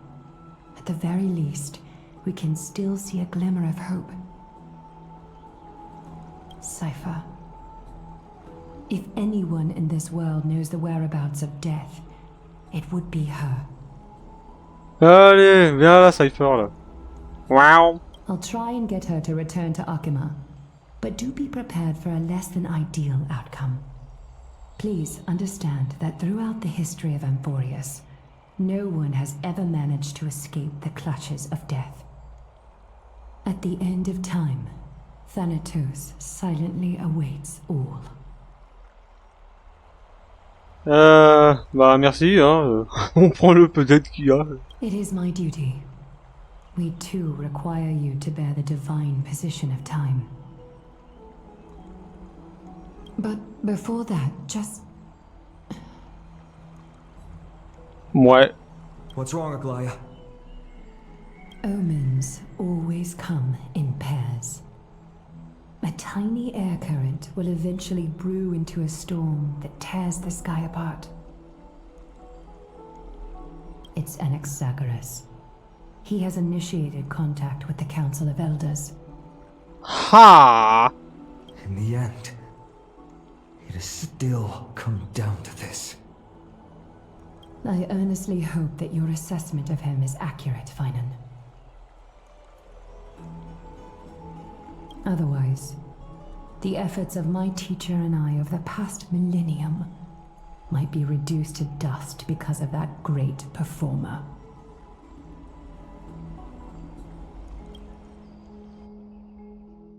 Raison le point de vue d'Anaxagoras. Peu de temps avant. Regarde les images quand même. I'm back here again. I remember this dream. This realm is covered in a silk-like fog, and the land is barren and harsh. Hey! Excuse me! What is this place? Where in Amphorius are we?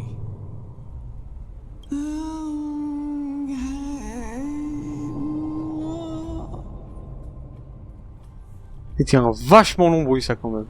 The mutters of the traveler are in a language I'm unable to comprehend.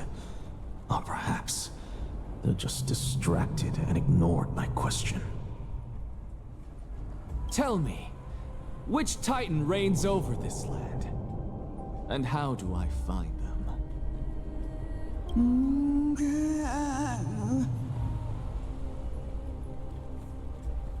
Ça ne nous aide guère. Merci pour cette réponse constructive, cher voyageur errant. Hand of Shadow. Ah bah voilà, on a enfin des mots. Fallait juste insister. Hand of Shadow Thanatos. Could this possibly be the Netherrealm? Not Netherrealm. Then where is this? River of Souls? The outskirts of the Netherrealm? Are you heading downstream toward the Netherrealm? The Netherrealm. Nothing but an illusion. Tout n'est qu'une illusion. Titan rejects you, me. Donc il va là où vont les rejeter, c'est ça? Listen. What? The traveler lifts their wrinkled fingers and remains silent. I look in the direction they are pointing and listen closely. There. A massive shadow brought the sound of rushing tides. Ils foncent droit dans la marée noire, c'est ça le... Donc si tu te fais rejeter par le titan de la mort, tu vas dans la marée noire. L'écologie, me direz-vous. The sound of tides. Pas très rassurant, hein. I can hear it.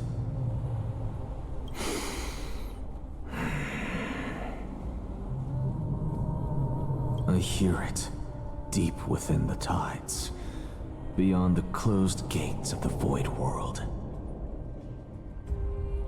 A voice, about to recount something. Child of humanity, is it death's embrace you yearn for with such urgency?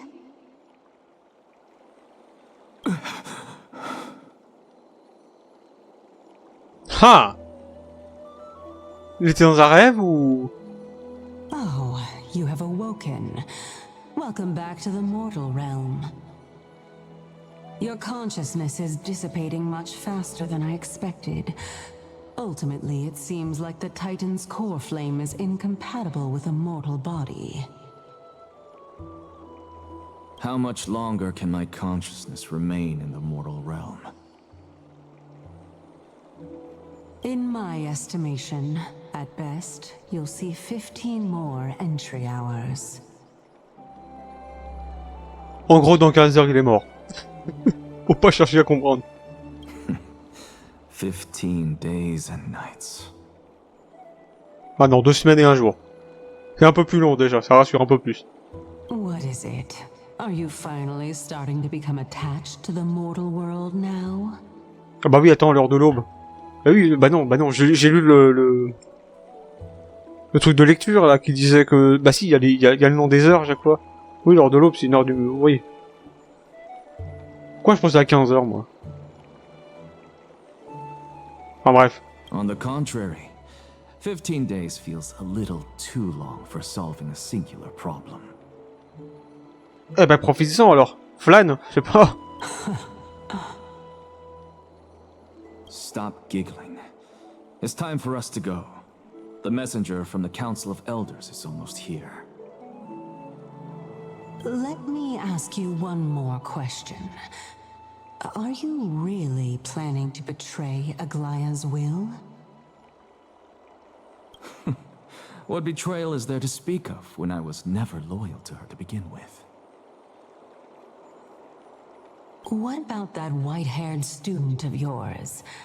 Acting so recklessly, do you not care about what might happen to him?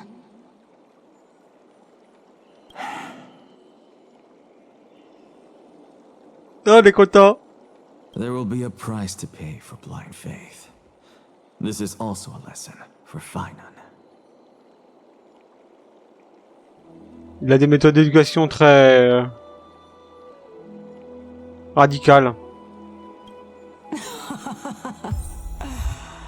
You truly are a strict teacher. Mère, tu m'as accordé la vie. This is how I've always been.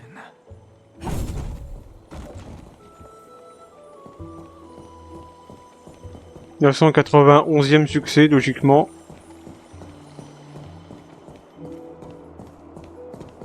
Bon bah attends.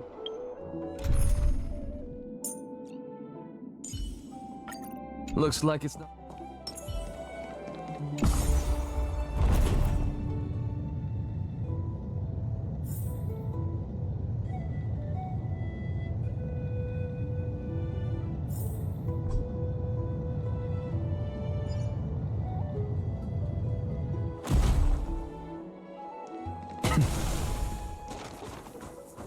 Sorry to keep you waiting, Lord Enexagoras. It's been a while, Lord Enexagoras. I greet you on behalf of all the citizens of Akima and express my deepest regret about what happened at the Grove of Epiphany. It's you. I never expected that you would personally come and meet me. By carefully into Lantern above, I have come as a testament to the justice of the Council of Elders. There are Antikytherans here? They have been a rare sight ever since the Chrysos War. Un antiquitérien.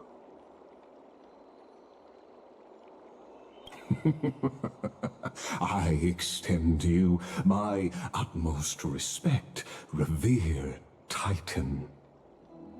I am Lycurgus, though you may call me Lygus, holding an honorary position within the Council of Elders in Akima, and as the Theoros, I stand to protect the right of all upright citizens to express themselves freely.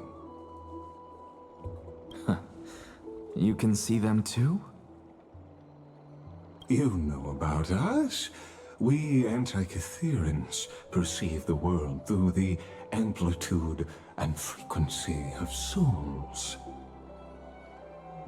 Just as I am conscious that Lady Aglaya is secretly listening in on our private meeting from afar, if necessary, Lord Enexagoras, I can sever the golden thread to protect your fundamental rights. Donc, nous avons Légus, l'antivirus.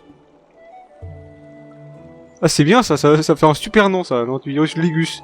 The demigod should know better, for such is her station. Spare those poor threats, and just let her listen to my words. They shall serve only to unveil her own folly. May I interpret this as you having a countermeasure? I need not any plan, because she can do nothing other than petty espionage. As the Citizens' Assembly approaches, and with Orynyx's fall, any attempt to capture the core flame within me will only usher chaos and calamity. A truth she undoubtedly comprehends. While I, Enexagoras, serving as the Grove's special envoy to Akima's Citizens' Assembly, have long known the extent of your abilities. Let's forego the formality of asserting authority, Lord Lygus. Lead the way. Very well. Surely Lady Kindness would appreciate such assertiveness in an ally.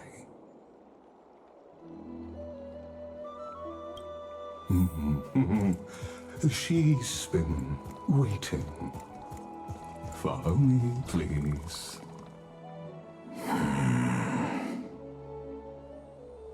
Is there something on your mind, Lord Enexagoras? Nothing really. It's just a question that I contemplate every time before I ascend to Dawncloud. For the Titans, does the falling equate to death? Ah, a pondering truly deep. Time is on our side. Do you mind sharing your reflections with me? While all living beings must ultimately face their demise, Kefali has yet to meet theirs. Their journey continues unhurriedly along this long path. Are you suggesting that Kefali may not have truly passed? Yes. For dying implies an ongoing process, an action, whereas death signifies a static state, a definitive termination. In contrast to mortals, Titans exist on a grander scale of space and time, thus elongating their passage into death. The notion of their fall is but a misinterpretation born of mortal ignorance. Ah, an intriguing concept, albeit challenging to substantiate. After all, Kefali has maintained a profound silence ever since the era Arasa, while scholars and priests alike have conveyed the message of the gods' imminent fall. Perhaps the gods, in their arrogance, deemed it beneath them to reveal their perspectives to mortals. Could you elaborate on your statement? Circes, the kin of the Skyfather as recounted in myths, now resides within my brain. Were I to inquire, Kefali would have no cause to refuse. Oh. That very well could be true. But what if the world-bearing Titan still chooses to remain silent? In that case, the myths crafted by the people of Amphorius are nothing more than pitiful jests. It's worth a try. I believe, and I'd love to witness the fruits of your theory and the change it may bring to this imperiled world. Because I completely concur with you on this aspect. If the Titan has indeed met their end, any response from them would be impossible.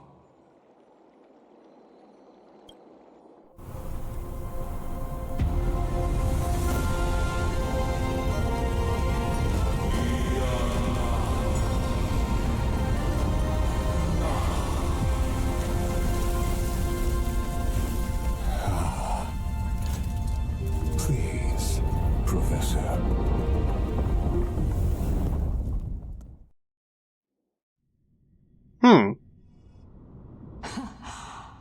The children of humanity have indeed created a spectacle. Oui. Welcome to Dawncloud.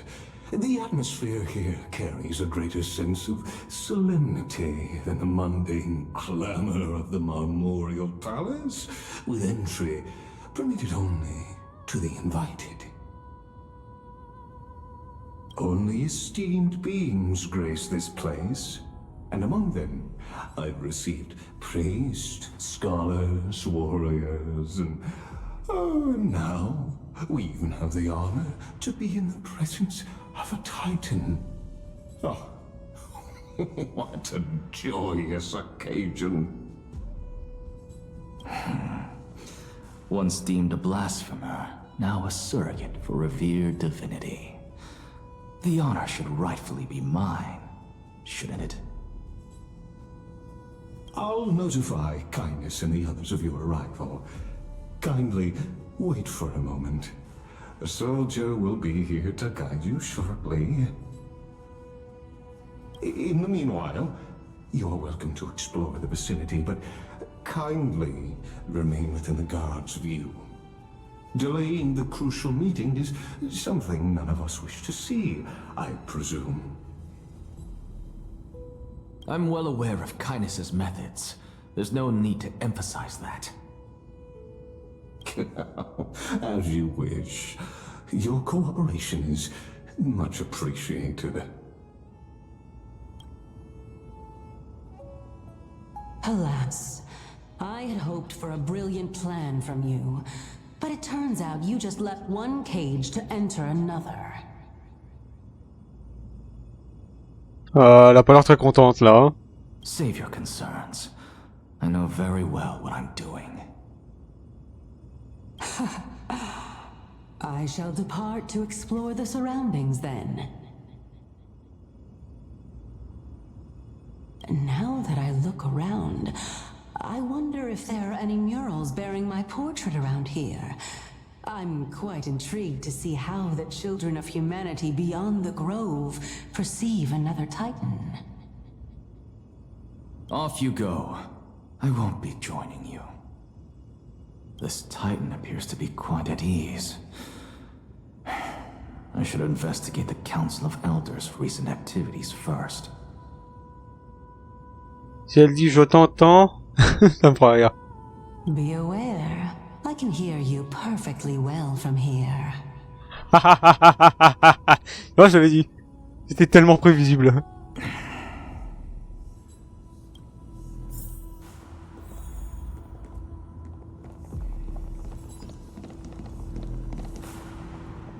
Donc, alors, on est ici. Eh bah c'est grand, eh bah putain c'est grand. C'est des cartes où même quand tu la mets au minimum, tu pas te jouer à un school pendant 3 semaines pour scroller. Ok, pourquoi pas.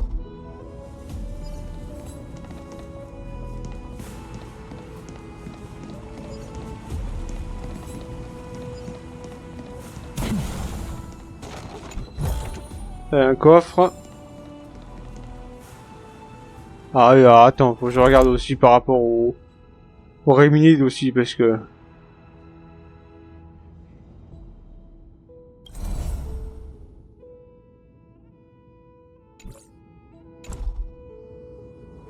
Ah.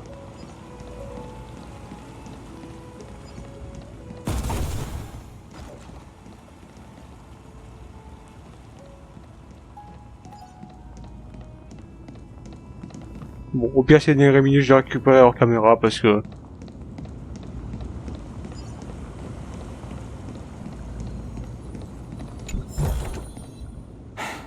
I suppose I can just ignore this.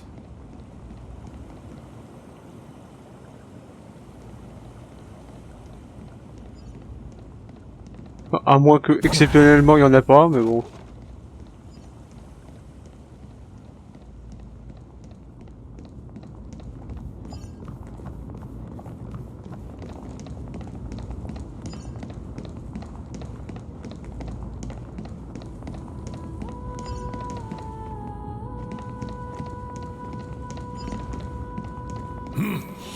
Even blasphemous scholars can come here, it seems.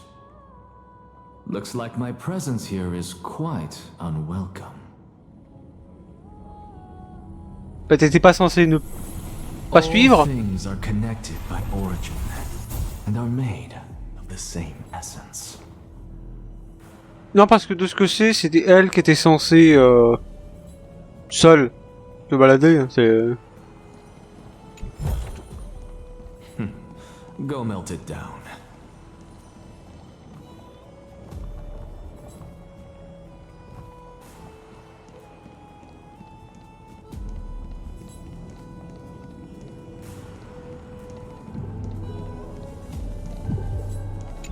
Ah.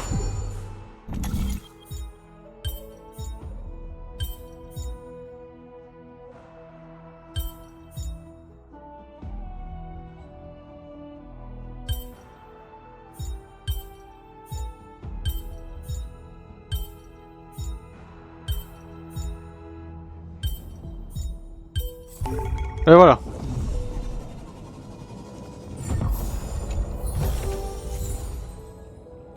Et on a... Ouais...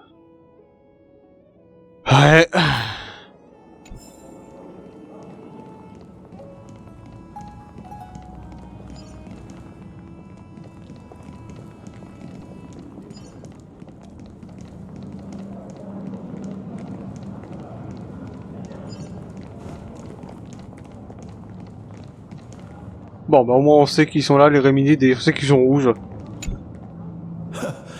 Anaxagoras, I thought that you had died to the Black Tide, just like the other scholars. As Kephales's priest, are you not aware of the decorum of respecting the dead? Surely you jest. You blasphemous heretics are not worthy of respect from the Supreme Being. Let me remind you that you're currently in Dawn Cloud, so you'd better keep your deranged language to yourself. I am no longer that altar servant from years ago, who could only acquiesce to the commands of others. Now, I have plenty of ways to deal with people like you. I'm not sure whether I should laugh or cry right now. I can't believe that a follower such as you could have been made by a creation titan. As I see it, a dead titan can't provide you with this level of confidence, right? Then who is it exactly? Could it be kindness? You. Seeing how fond of you Elder Kindness is, I shall let that slide for now. Leave immediately, and don't impede us from receiving the Supreme Being's blessings. Seeing as we were able to hear of this matter from the mouths of others, it seems that kindness is indeed quite sincere toward us. Perhaps this affair will proceed smoother than I had anticipated.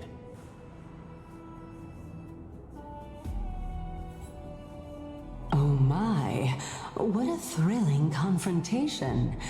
As expected of one of Kephales's followers.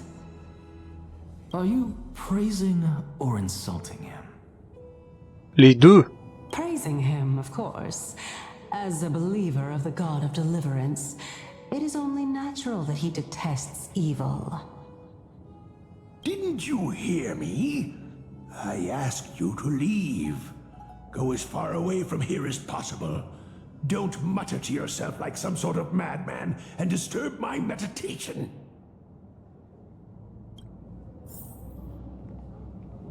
Ouais, partagé. Voilà.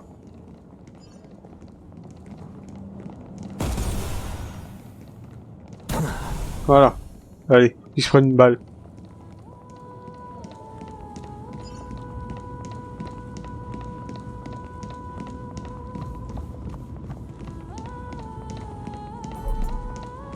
Professor Anaxa! Over here! D'accord.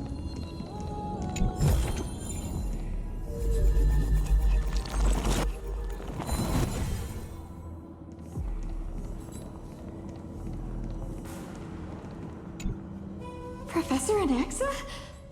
Word has it that the scholars of the Grove valiantly perished resisting the Black Tide.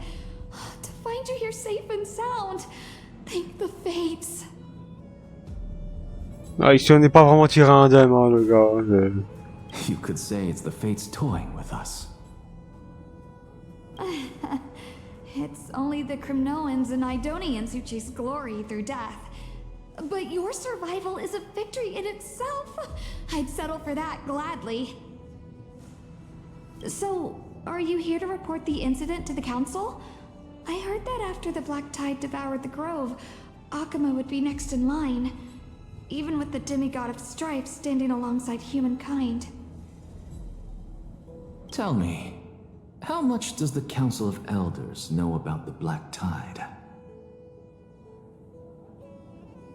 Once Kindness and her followers learned of Circe's and Orynyx's fall, they proclaimed in the council that the Flame Chasers could no longer stand against the calamity alone. Yet, when the crown prince ascended to godhood and repelled the black tide, she immediately altered her tune, declaring that all was resolved beyond Akama, with the only remaining menace now being Aglaya and her adherents. They might well make their move at the upcoming Citizens' Assembly.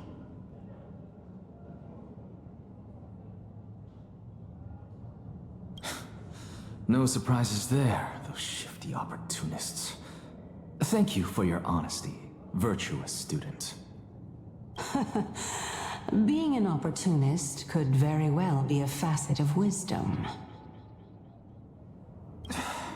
Shouldn't you be searching for murals of yourself? I've had enough of your prattling. I was really curious to see how you would find the middle ground between both factions, so I came to listen in. À mon avis, il va faire des petits slaloms là, hein, genre là. Il va bien se marrer lui. Hein. But it seems as though this kindness is much more ruthless than Aglaya. If so, why do you want to work with her? Could it be that perhaps you've decided to readily surrender this hollow shell of yours, just because you feel like death is fast approaching? I'm afraid you'll be sorely disappointed if that's what you truly think. I've had enough of this. Could the 15th entry hour arrive any faster? Il est très pressé de canner. Hein. Est-ce qu'il supporte vraiment aussi peu la vie au point de...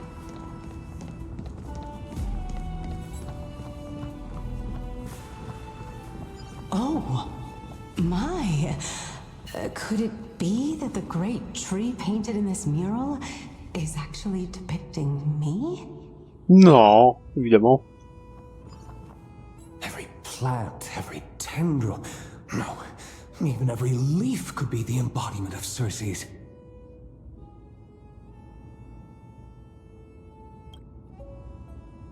Ah.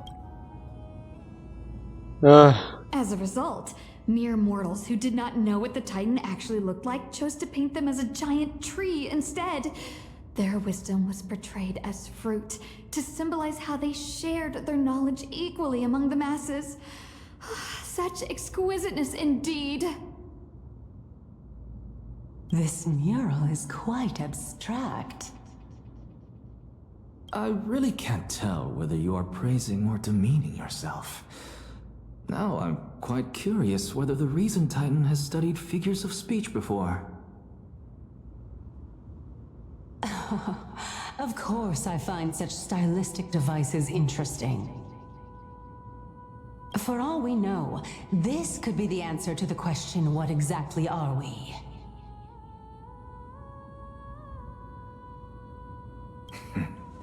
I, for one, am not willing to admit that I could look this ugly.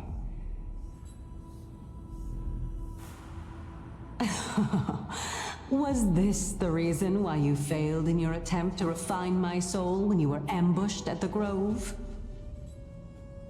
Since you are aware of this, why did you save me back then? From my perspective, this point alone was enough to separate you from the average person. How do two lunatics coexist in the same brain? En fermant leur gueule.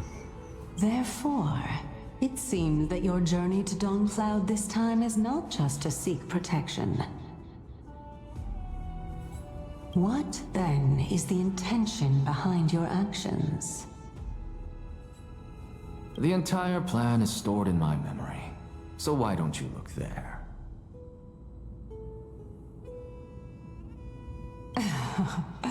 Then don't mind if I do. 1 year old? 2 years old? Oh my! Even a member of the preeminent 7 sages must hug his droma stall to sleep? How interesting. Pourquoi elle balance ça comme ça?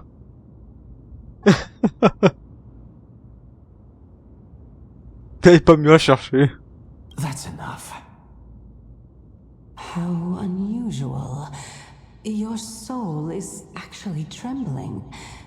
This must mean that behind this toy hides a secret that nobody knows, right? Since our days are both numbered, I don't mind telling you more about it. This is a present that my sister gave to me. It's a doll that was made to look like our family pet. So there are other members in your family, eh? Are they also living in Akama? Don't you just love to pick through my brain? Go on, continue flipping through my memories. It won't take long. You'll discover the answer when you reach the memories of when I was 5. Oh, the black tide is everywhere. I can't bear to look. When I was young, I couldn't accept this outcome either. Georios, Aquila, Kefali, and you, of course. Although I prayed to every titan that I could think of for help, my efforts were ultimately futile. This...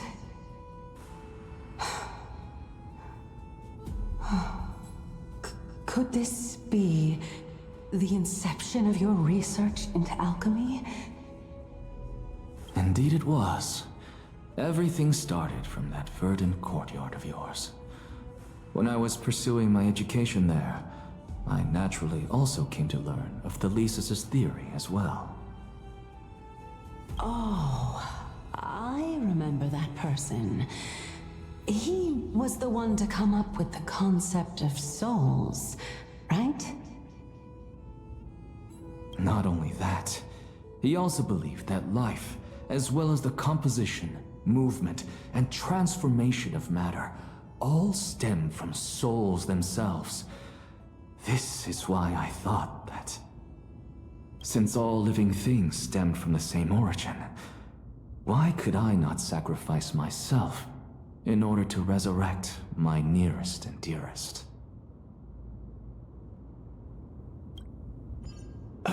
Anaxa, you... I did it, teacher! But this is absolute blasphemy. Regardless of how much freedom the Grove provides, such an act could cause you to be burned at the pyre. Your beloved, where is she now? Send her away from the Grove at once, to a place where nobody will ever be able to find her. Otherwise, the both of us will be judged by the Council of the Seven Sages. Calm down, teacher. My sister, she's still not in the mortal realm, even to this day. What do you mean? Il veut dire que c'est qu'une illusion, peut-être. It was naive of me to think that I could snatch the deceased from Thanatos' grip by merely sacrificing one eye. Equivalent exchange. All I received for that price was but an opportunity to see her for one final time. Nothing more. Oh. Let it go, Anaxa.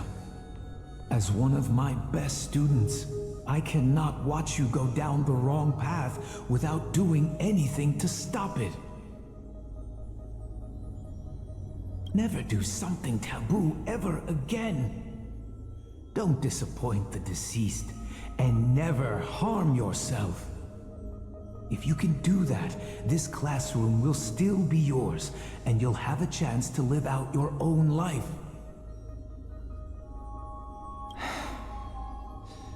Since I was able to see her one last time, I have no other desires.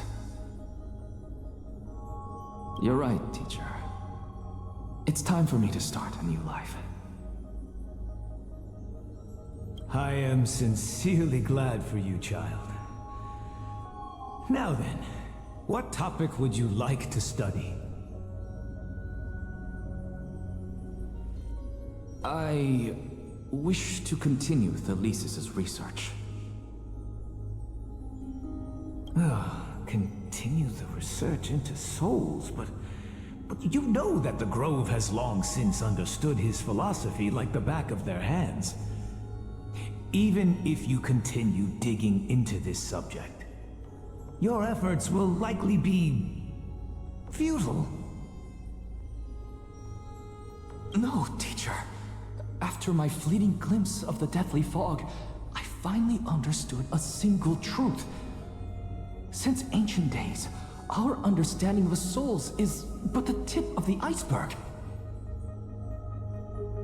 I may have lost an eye, but my view of the world has become clearer than ever.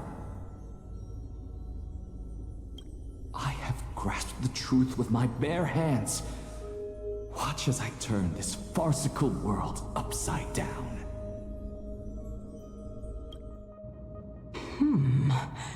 Who would have thought such a secret lay concealed beneath that hefty eye patch of yours?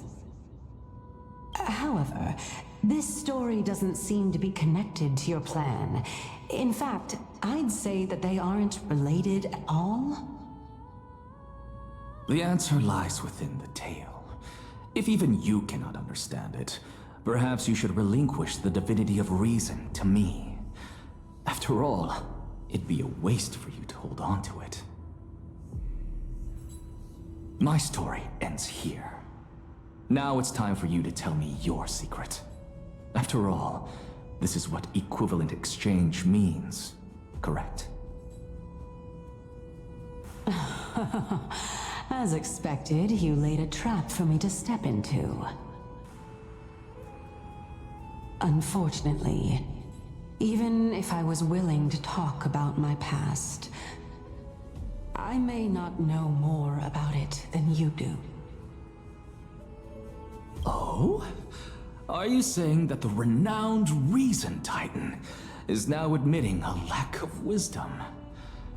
Your followers are going to be sorely disappointed by this. Alors, justement, sur ce point-là, il faut quand même parler du principe que la raison n'est pas la connaissance universelle. Hein. Child of humanity, remember this. Being cognizant of one's ignorance is the greatest wisdom of all. Now I understand. No wonder you asked me to answer your random, nonsensical questions.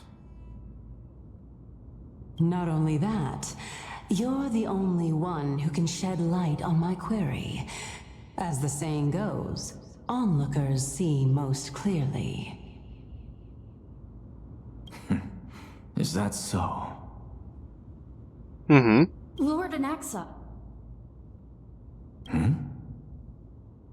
I saw you muttering to yourself and was wondering whether you were caught in a delirium of reflective thought. I'm sorry to interrupt you, but time is of the essence.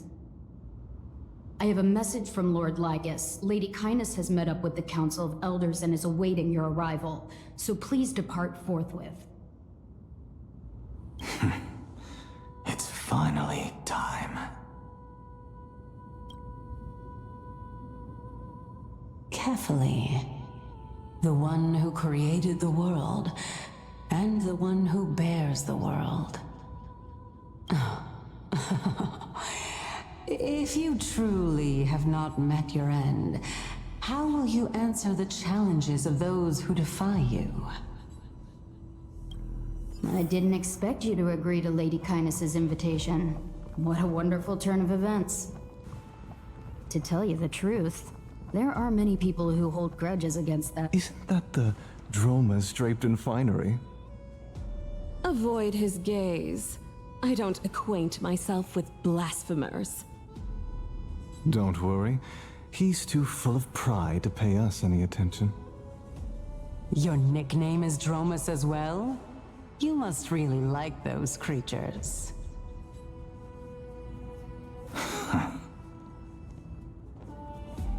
D'accord.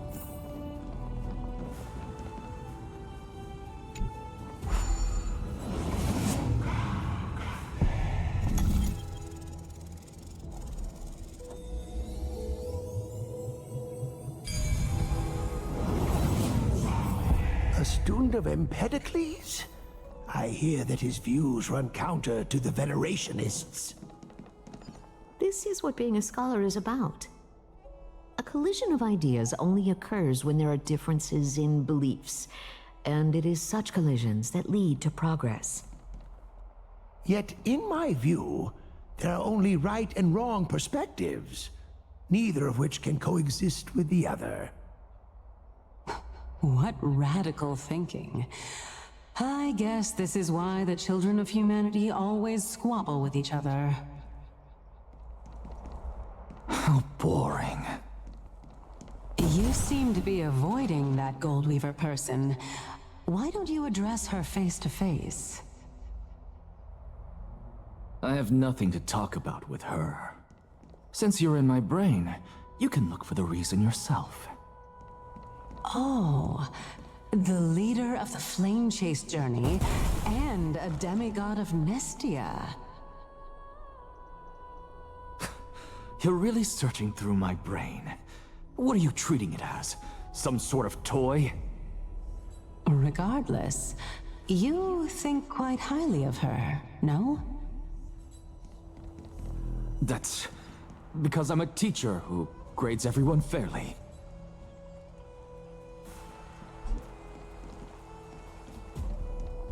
Lord Lygus and Lady Kindness are just ahead. I'll take my leave for now.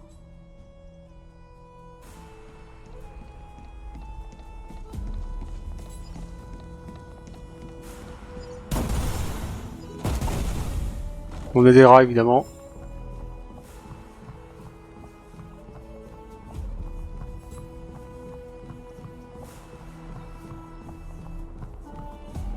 Welcome to the Demigod Council, esteemed guests.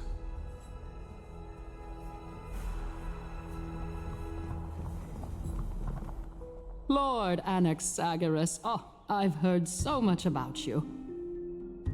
Head of the Nusporists of the Grove of Epiphany, notorious blasphemer, a Chrysos heir who bears Circe's core flame, a survivor of the Grove Calamity. Donc n'est plus Cercès, c'est de Cercès. Très important. C'est son pronom. Did I miss anything? Well, if so, please be so kind as to enlighten me. Since Lady Kindness is already well acquainted with me, I won't waste any effort introducing myself again. But then again, perhaps the customs are different here. Back in my hometown, there is a form of etiquette known as honoring guests. The host will welcome their guest with warm hospitality by treating them to fine wine and a cozy bed. And yet, ever since I arrived, I have not been welcomed with warm courtesy or ceremonial gifts. Instead, I am met with intense scrutiny. Even more absurd, the host has sharpened their blade and instructed their servants to lie in wait in the shadows. Perhaps you intend to cut open my heart, retrieve the core flame, and then hold a grand feast for all of the guests. Everyone, stand down. Thank you for understanding. I am but a feeble scholar who is not used to the stench of avarice and blood. No need to be humble, my lord. From my perspective, your courage and gumption are worthy of the reputation of the Seven Sages. Your bravery is more than adequate to accomplish our perilous endeavor. So, you wish to start a war? Well, since the Chrysos heirs are calling for war, we will respond in kind. Conflict is inevitable. Since Aglaya endeavors to suppress the virtuous commoners with blood of gold, we will not hesitate to display the rights and mettle the citizens of Akama are so entitled to. As to your question of whether peace is still a viable option, well, to that I can only say this. Everything hinges on the next citizens' assembly and whether they have a sudden epiphany amid the clamor of the masses. And since you, as a Chrysos heir, accepted our invitation, you have indeed given us a glimmer of hope. What brazen arrogance. What you're saying right now is worlds apart from what you were saying before you retired your cleaners. I don't deny it.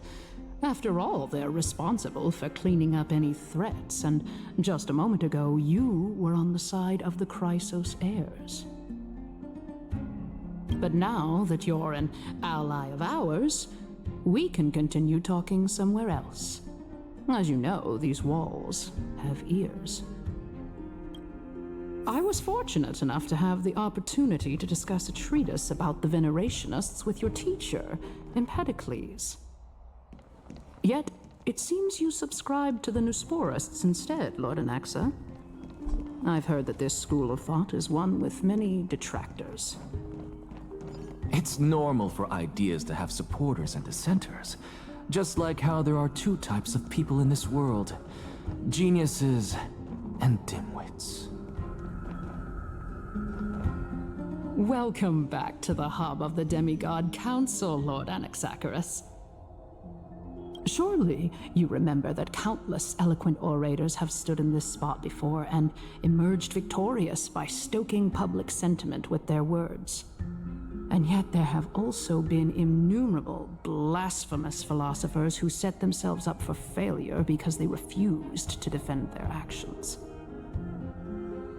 This tiny stage is the most profound embodiment of Akama in centuries. In 15 days, this site shall also become the most important, as well as the final turning point in Akama's history. Et là, leur flamme, là. May the both of us carry out our duties with honor and lead the masses back toward the Era Chrysia, a golden age with no death, strife, or trickery.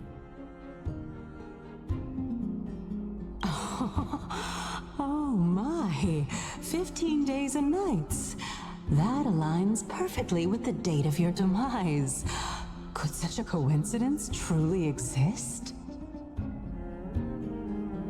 Elle s'amuse, hein.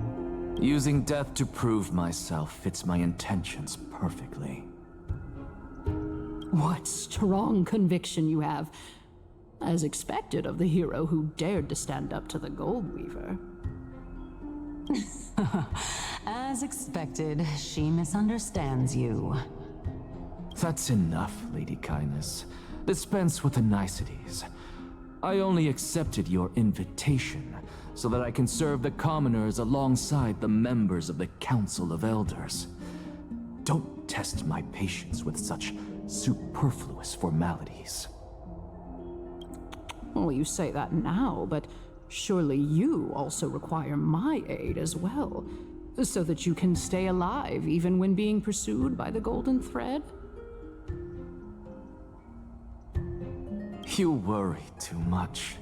She won't show her hand too freely, as she still needs to garner support from the masses at the Citizens' Assembly. Even someone like me can tell that only a sliver of her humanity remains. Surely you're not asserting that she will definitely act in a rational manner. As you're no doubt aware, Aglaia covets the core flame that I possess, which makes it the bargaining chip that allows me and the rest of you to negotiate with her.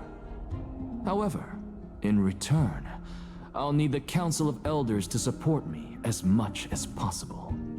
Naturally, this includes the guards as well. You're well aware how valuable Circe's core flame will be in the Era Chrysia that you are desperately pursuing. Talk is cheap, so you'd better act prudently as well. I understand. After all, this battle of wits is just a means for each party to acquire what they need. As long as your request is reasonable, the Council of Elders never shortchanges its allies. Since we're both intent on mutual cooperation, let's not mince words and just speak plainly to each other. Let us decide how much we can secure for ourselves and how much we're willing to sacrifice, like true philosophers, with our words and wisdom. Continuing from the earlier topic, let us discuss our common enemy, Aglaia. She is the second most experienced Chrysos heir across the whole of Akama, who has gradually lost her humanity to the ravages of time and the ablation of the core flame. A formidable opponent indeed. Admittedly, there is ample reason for her to take your life. Yet your previous reasoning is quite sound. As a seasoned political animal, it's unclear whether she will actually cross that irreversible boundary. Moreover, she still needs you alive so that the Titan's trial can be completed. Is there anyone present who can swear by the sacred vow of Kefali and guarantee that you weren't in league with that woman before coming here? Are you just trying to pull the wool over our eyes and aid her in her savagery?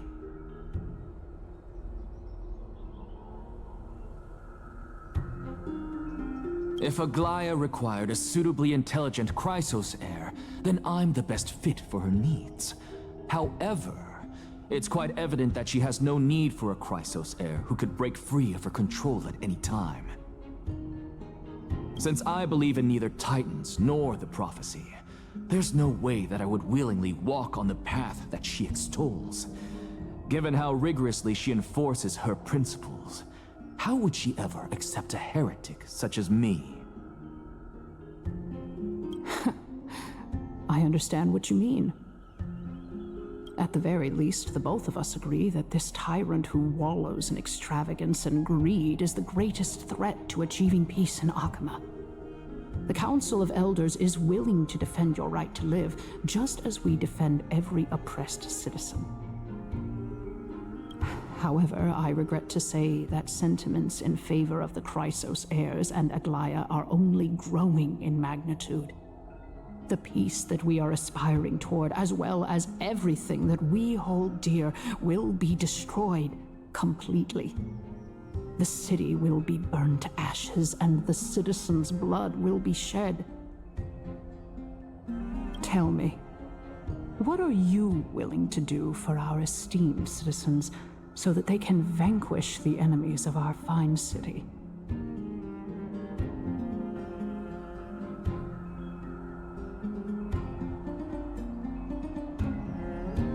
Although the circumstances are rather unfortunate from an objective point of view, it is an undeniable fact that ever since the Grove was attacked, I have become the de facto leader of the Grove. The Council of Elders needs more backing if it wishes to topple Aglaia, and it's evident that the Academy wields considerable influence. At the very least, I have served as the Grove's special envoy to Akama for a significant amount of time. Of course, this also means that I will hold a crucial vote at the Citizens' Assembly. In the name of Kefali, Akama thanks you for your sincere and valuable thoughts. At this stage, it's clear that you and I understand the benefits to be won from this discussion. Let me put it plainly. The Council of Elders has always been renowned for its fairness, and that fairness is built on a foundation of sincerity. The Council of Elders has vowed to all citizens of Akama that it will always remain loyal to them. As for you, my lord, how will you guarantee that you will be able to live up to such earnestness and will not betray Akama's indomitable citizens when the opportunity presents itself? Just as you now betray Aglaia when it suits you. Surely you jest. My loyalty does not need to be proven. The fact that the Council of Elders is asking for proof of my loyalty is itself akin to a form of betrayal.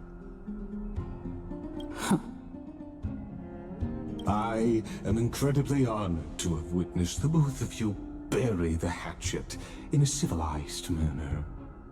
However, I am afraid that I must interrupt for a brief moment. As the Theoros, I have observed the following. Lady Aglaya, the Goldweaver, is currently on her way to Dawncloud. Oh. Well, I do believe that we might have a slight overabundance of guests today. Feeling dissatisfied, Lady Kindness? Despite the Council of Elders' lofty residence on Dawncloud, it must still tolerate the whims of the Chrysos heirs. So you were holding back just now. Seems like you are better at playing this game than I. In any case, I'm glad that she's arriving here. So tell me, Anaxagoras, now that you're an ally of mine, if Aglaya were to demand that I hand you over, what should I do? You can do as she says. Tell her that the Council of Elders merely wished to chat with me and had no intention of offending her. However, by doing so, the authority of the Council of Elders will be as thin as papyrus that has been soaked in blood. Not only can it be destroyed at the slightest touch, but the Council will also lose possession of a valuable core flame. No, more like 2 core flames. After all, at the next Citizens' Assembly, that young lady who is synonymous with death will also be standing on our side. Oh? How can you be sure of that? Is that of importance to you? All you need to know is that I have a plan. In my opinion, you should be more worried about the impending threat. If Aglaya can seize me in full view of the masses today, she could also dismiss the entire Council of Elders in one fell swoop tomorrow. If that happens, the discussion that we've just had will turn into an utter joke instead. Is this the outcome that you wish to see, Lady Kindness? Fine. I will handle this matter appropriately. But you do best to remember this. Fool the people and karma will be on your tail.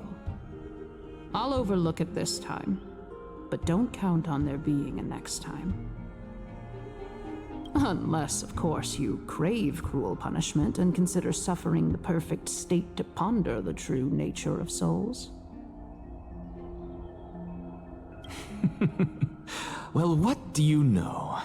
That happens to be one of my rare talents.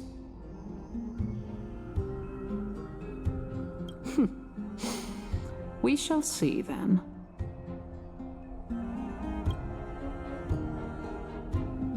I've got to say that you've managed to really impress me again.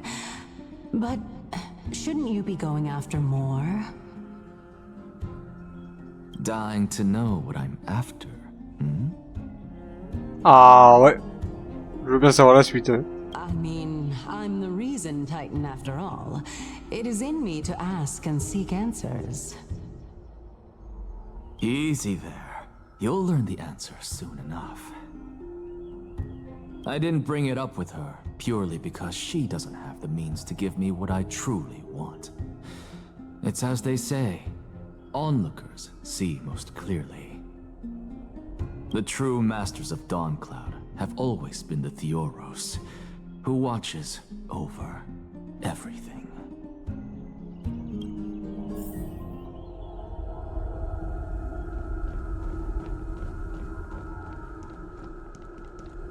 An expected visitor.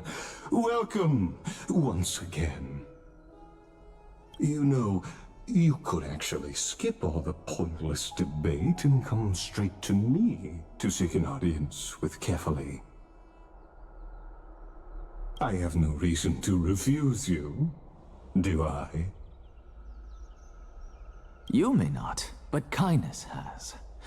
Whoever gets hold of Kefali's core flame will get to rule over Akama.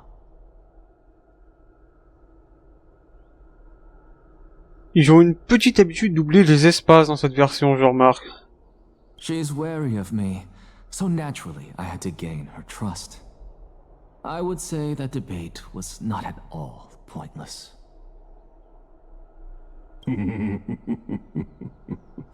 Very true.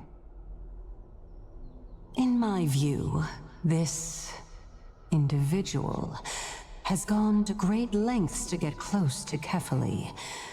He might very well be plotting something nefarious against the Titan. Are you still willing to let him pass, knowing this? Yes, very much so. All living creations are always free to visit Kefali's transcendent vessel. This comes with being the World-Bearer. How convenient it is to be able to hear what they say. It is truly my honor to speak to a venerated Titan in person. Please, go ahead. Let me join you both on this journey. Oh, a bygone myth tells of an occasion where Kefali once answered their followers' questions on the peak of the holy mountain. Their followers have since believed that scaling this Titan cliff is one way of being with the god. Hear that? It's not every day that you get to climb a mountain with Circes. You should sing me a hymn of praise. Titan hymns are beyond me.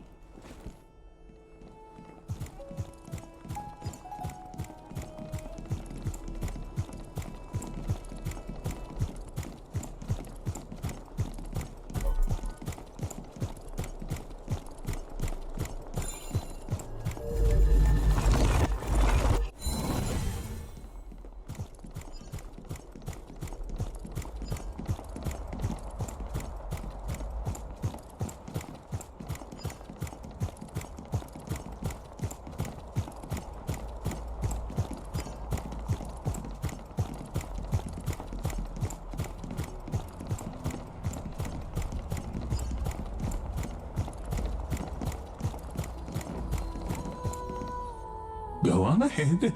Take this Yanis shortcut, and the long pilgrimage stairway will be waiting for you at its end. I have to admit, I never expected you to not ask me anything. Not even my motive. Because I know very well what it is you are after. As the saying goes, a gentleman helps others achieve their goals. I have a feeling that your theory will be validated at the end of this journey. I believe Kefali will not deprive you of your right to ask your question, especially now that you're on the brink of death. You must be closer to Kefali than anyone else. Wouldn't you agree? I hope things go as you say, then.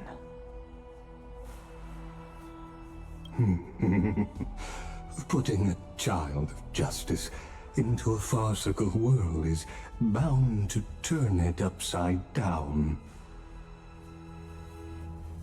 It is my hope that you bring a much-needed change to this world which is on the brink of destruction.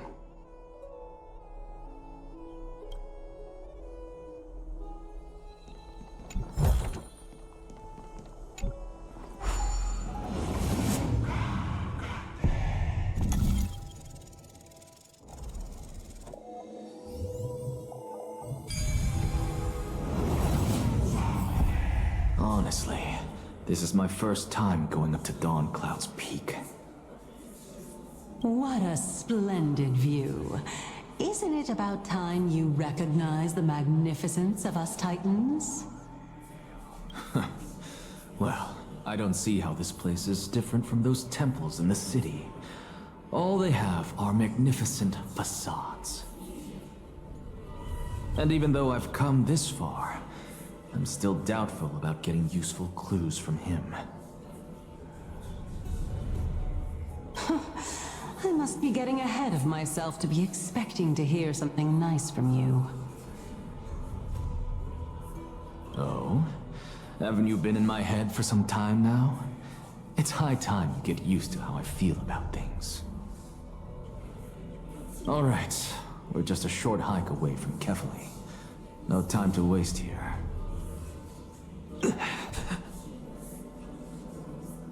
Ah. Moi, un jour de vie. So the intellectual debate from earlier was too draining for you, huh? If Amphorius gets a new lease on life, you should focus on strengthening your body and stop shirking social interactions. Save your concern. Traduction, ouvre les guillemets. Ta gueule. Ferme les guillemets. The Titan is in sight. Can you make it? Why? Are you going to carry me up if I were to fall now? I know how far I can go, so just hold your tongue and come along. Fine then. I guess I won't say any more. I'll just wait till your soul dissipates completely to gain control over your body. Wait. Who is that? Cersei's? Hey, look at that. Huh? What should I be looking at? Am I hallucinating? Or do we even get to see souls who are close to dying?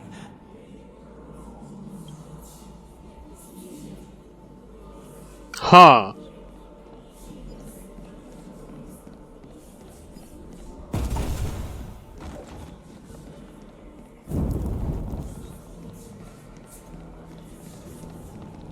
Oh? Why didn't you bring your favorite spear with you on this trip, Nias? Nias. I know I've heard this name somewhere. It's unfortunate. The Black Tide destroyed every last inch of my calyx. How could that be? Even a creation of Georios, from their prized ores and molten fire, couldn't escape the fate of destruction? Hey, Cersei's. Do you know a certain Nias? Nias? No, not that I remember. How did you even think up such a strange name? I just saw him. Nias.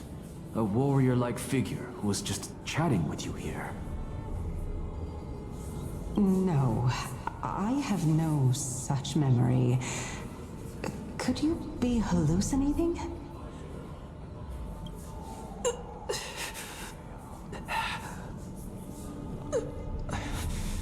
This is a departed spirit?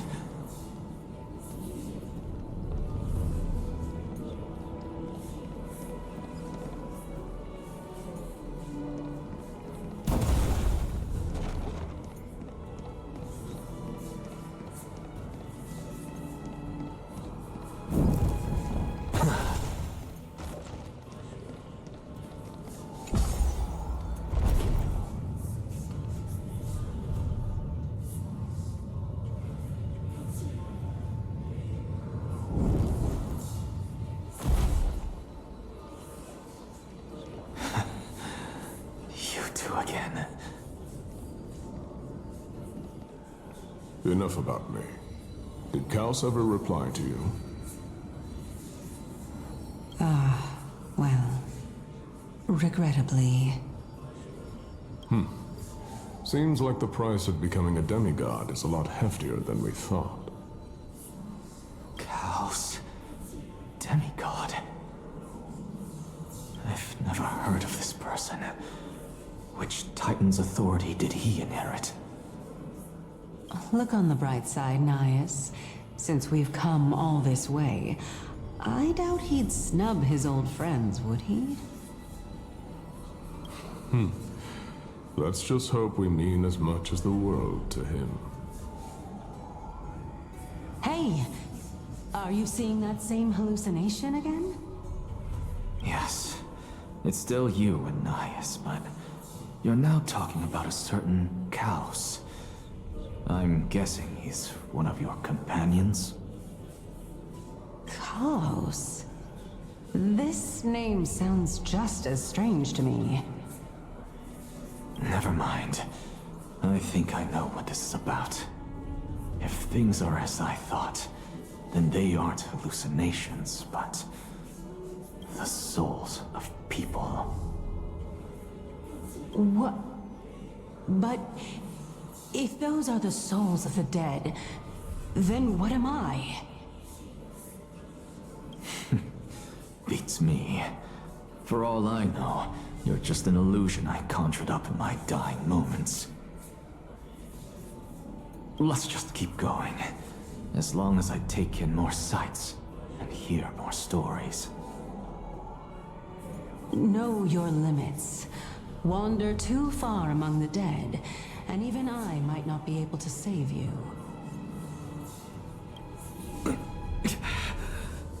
I'm fine. If this is indeed as I thought, then this would be very amusing.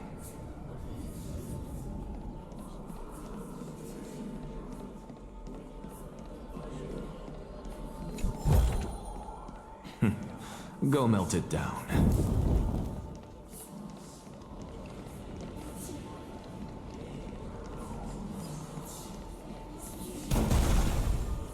So, we meet again. I'm sure you wouldn't mind a snooping ear.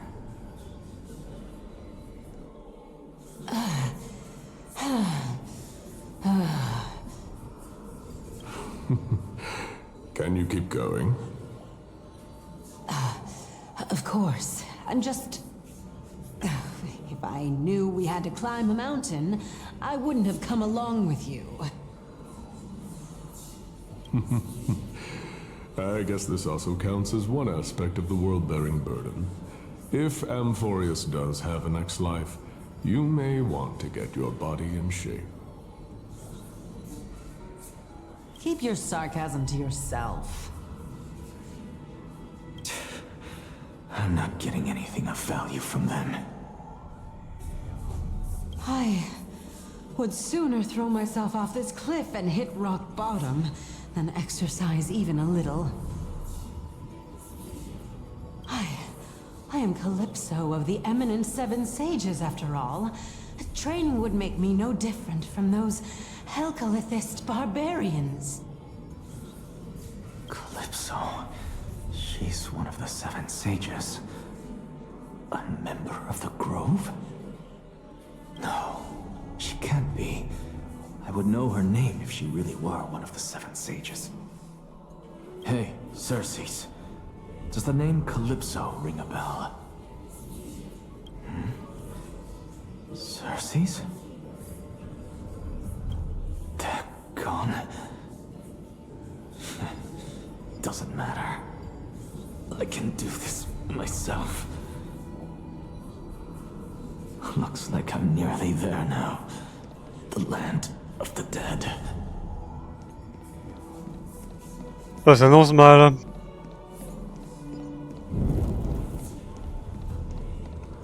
Oh, beautiful old world. Where are you now? Oh, legendary era Chrysia. Return to the mortal realm. Splendid gods once walked the paths we walk. And are made. Alas, all that's left of that warmth is a hazy mirage. Why are you chanting that too?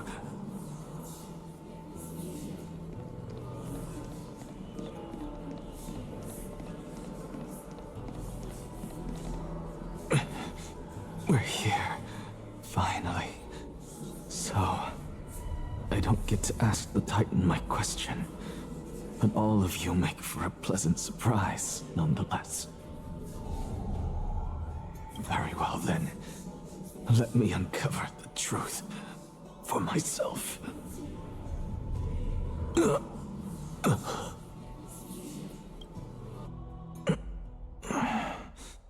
Did I still fail to make it in time?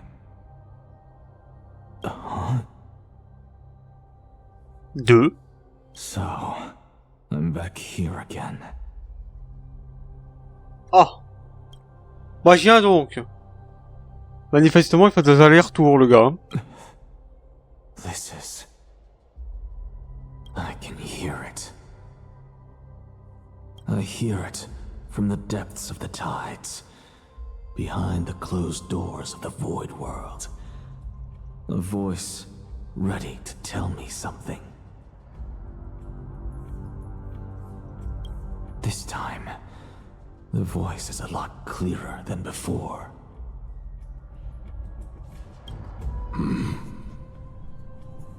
Ah. Since we've come this far, let's just wait.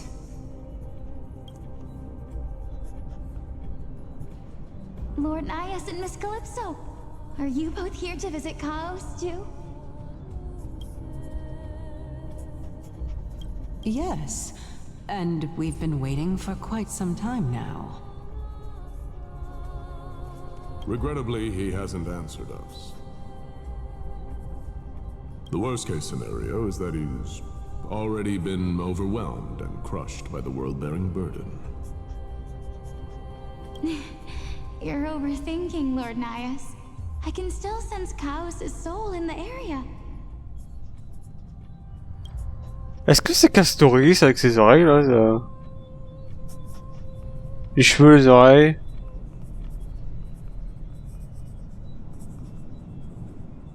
Ça ressemble vachement hein, quand même. Hein. And besides, we both know Chaos' nature. A deliverer like him wouldn't fall so readily, much less give up on all that he holds dear. Isn't that so? Yes. I have faith in him. That reminds me. Why are you making this trip alone, Polixia? Polixia. Huh. Oh, my sister needs more time to make sure the flowers are fine. Sa sœur.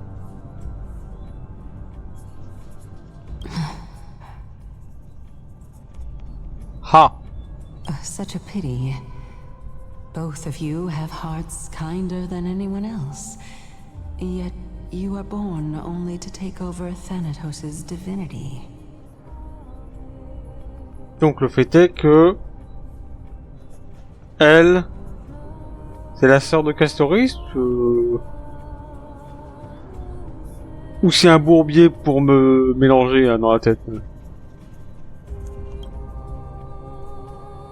Point de suspension. Everything that I see and hear this time has left me shaken to the core. What may seem like a mundane conversation is in truth a once-in-a-lifetime exchange that has revealed the ultimate answer to Circe's question. The conjecture has taken shape and must now be solidified into a theorem. Next, I only need to seek verification from Kefali. By doing so, I can answer Circe's question and reclaim my body. But no, I will not do that. That isn't important. Because another one of my conjectures, one that I have always dreamed of proving, has been proved right this very instant. Fusing a mortal soul with that of a Titan to replace said Titan is not a ludicrous idea after all.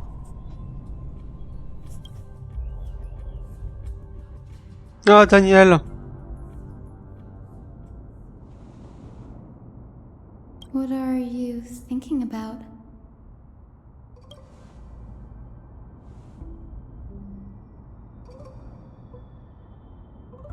Bah oui, il est pas venu, lui. Donc forcément, il découvre. Is that so? You don't look the slightest bit amazed, though. Plus, you seem to be strangely familiar with the city around the Great Tree.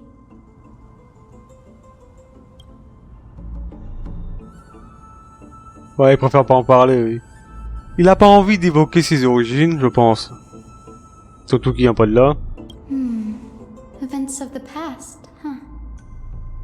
I was also a child when I looked up at Circe's. Their leaves and branches reflected the sparkling stars, and their trunk was like a pillar that supported the sky and ground.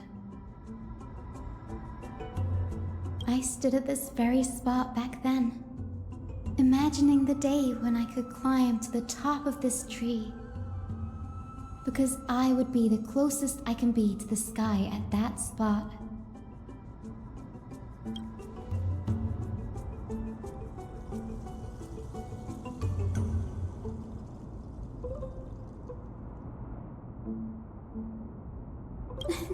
Don't read too much into it. I mean, can mortals even hope to reach Aquila's realm? They're a strict and draconian god, nothing like Circe's. Reason is willing to share what is theirs with others, but Sky only expects people to revere them. You get what I'm saying, right, Denny? After all, the Titan that imprisoned you and Grey here in Amphorius is none other than Aquila themselves.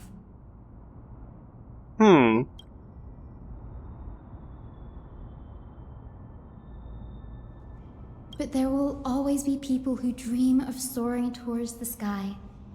The Grove has a wealth of research on Aquila, and that is exactly what we are here for. It's just, I never thought Grey would meet with something like that before we set off. As a physician, I should have been there by his side.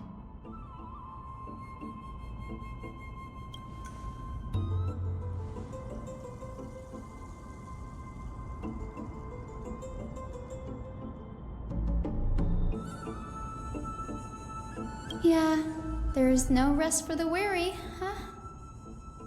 In any case, what we're looking for could be anywhere in this enormous grove. Let's split up to cover more ground. Danny, with your skills, I'm sure those monsters born of the Black Tide will pose no threat to you anyway.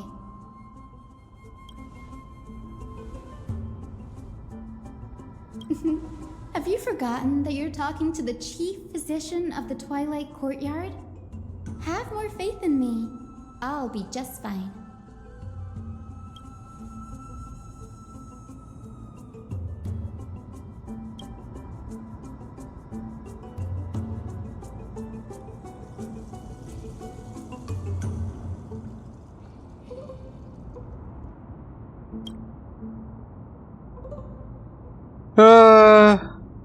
Comment quitter Amphorius?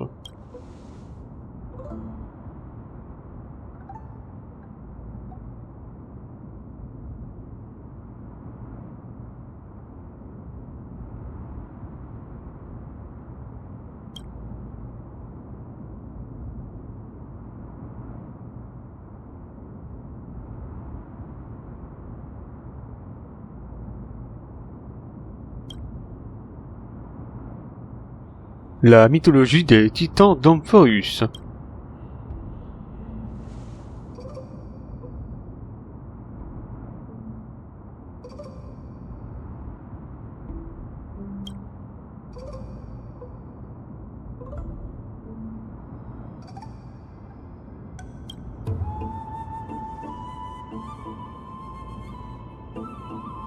petit temps et aillons.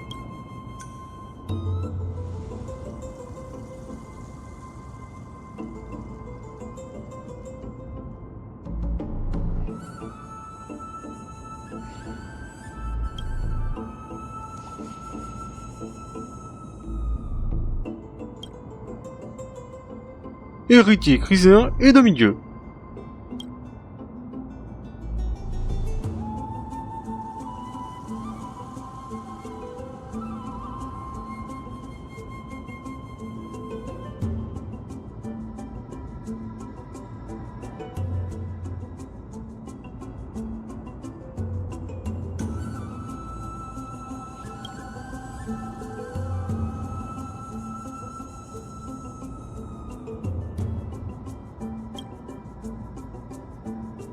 La chasse aux flammes et la prophétie.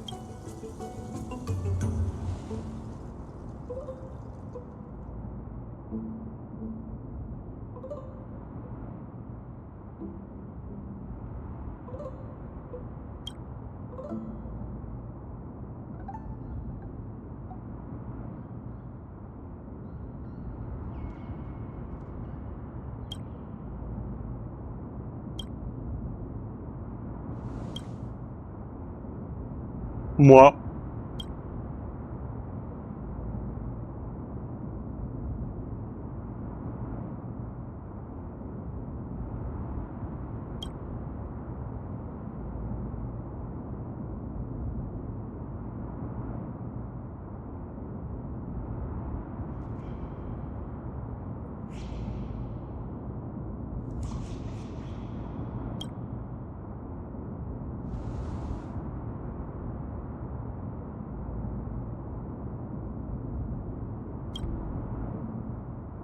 Ok. Bon, remarquez que c'était drôle de raconter les catégories et ce sans voix. Il devrait peut-être mettre en place un truc que j'ai vu dans une blague du 1er avril là-bas sur Reddit. C'est quelqu'un qui a fait une fausse radio de développeur et du coup dedans il avait mis du coup pour les voix manquantes on peut mettre un espèce de fallback sur une autre langue. Je pense qu'il devrait vraiment le mettre en place celui-là parce que c'est vraiment compliqué de profiter de l'expérience, tout ça, avec des silences complets, c'est... Et pas juste dans Star Rail qui devrait mettre ça aussi, hein. Il devrait mettre également ça dans Genshin et Zenless aussi, peut-être. Enfin, ça aiderait quand même beaucoup, de combler les vides avec une autre langue, genre, je sais pas, le coréen ou le japonais, pour le chinois, si pour certains qui préfèrent. Non, franchement, ce serait bien, hein. Oh, 200 jade, merci. Oh, Daniel. Alors.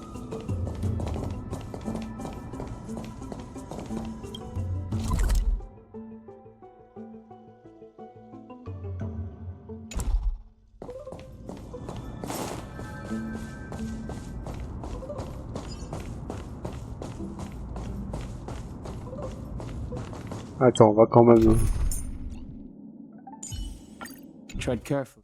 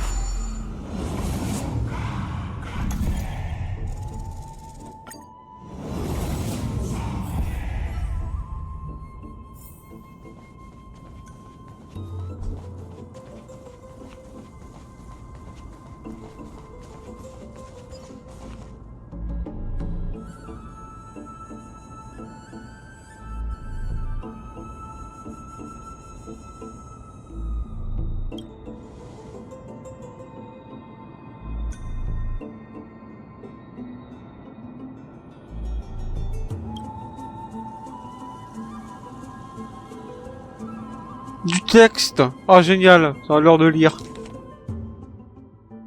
Débat contre les érudits. 1. Retranscription incomplète d'un débat entre un érudit vénérationniste et un érudit sagiste. La large partie du texte est illisible. Il y a quelques phrases éparses sont encore déchiffrables. Érudit vénérationniste. Nous nous souvenons tous de cette cité qui a osé défier le ciel. Mais qui étaient ces gens en fin de compte? Rien de plus qu'une masse de fidèles aveugles, manipulés par les politiciens prétentieux, persuadés qu'ils pouvaient remettre en cause l'autorité des titans. Érudit vénérationniste. Une tentative totalement vaine. Une erreur absolue. Érudit sagiste. Ah! Vous, les vénérationnistes, à force de vous prosterner devant les titans, est-ce que vous n'auriez pas oublié la véritable mission d'un érudit? Érudit sagiste. Commettre une erreur ne signifie pas que l'acte était dépourvu de sens. Érudit sagiste. Encore. Même les étudiants novices du bosquet comprennent cela dès leur première leçon de logique. Érudit sagiste. Encore. Le fait qu'une cité-état entière ait été réduite en cendres a prouvé que la construction des vaisseaux célestes était une erreur. Pour moi, c'est précisément là le sens qu'ils ont donné à leur sacrifice. Érudit vénérationniste. Ai-je bien entendu? Un tel propos. Vous êtes en train de nous convertir au vénérationnisme? Érudit sagiste. Non, j'examine simplement la question sous un autre angle. Érudit vénérationniste. Point de suspension. Le texte lisible s'arrête ici.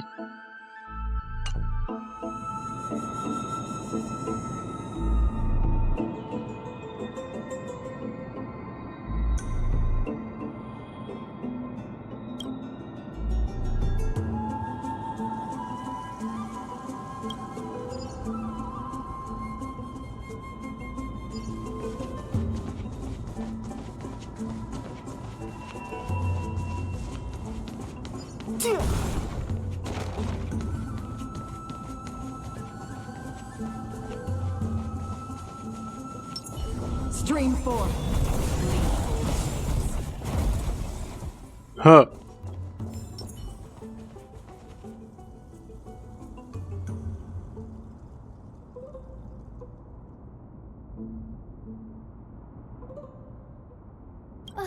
Really now? This is way more trouble than I could have asked for.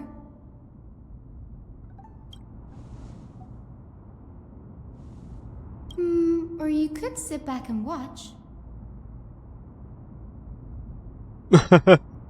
Ouais, c'est ça. Tu l'aides ou tu fermes ta gueule?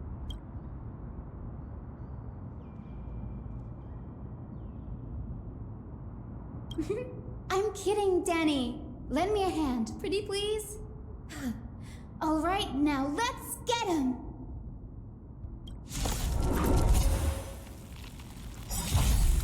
Allez.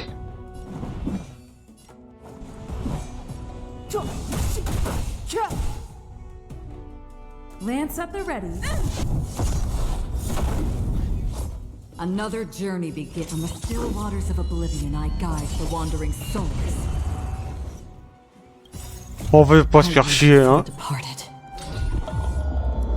Allez, un coup d'entier dans ta gueule et puis voilà. Dusk spring, it too shall fall. Nah.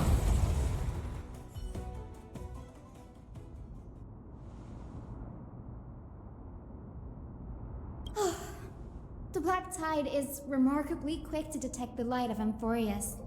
So or rather, the blessings of the Sky Priest in me, might have unknowingly called them to me. Anyway, never mind that for now. Here, you might want to have a look at this. I found it around here and thought it might be of interest to you. Oh, débat entre érudits 2.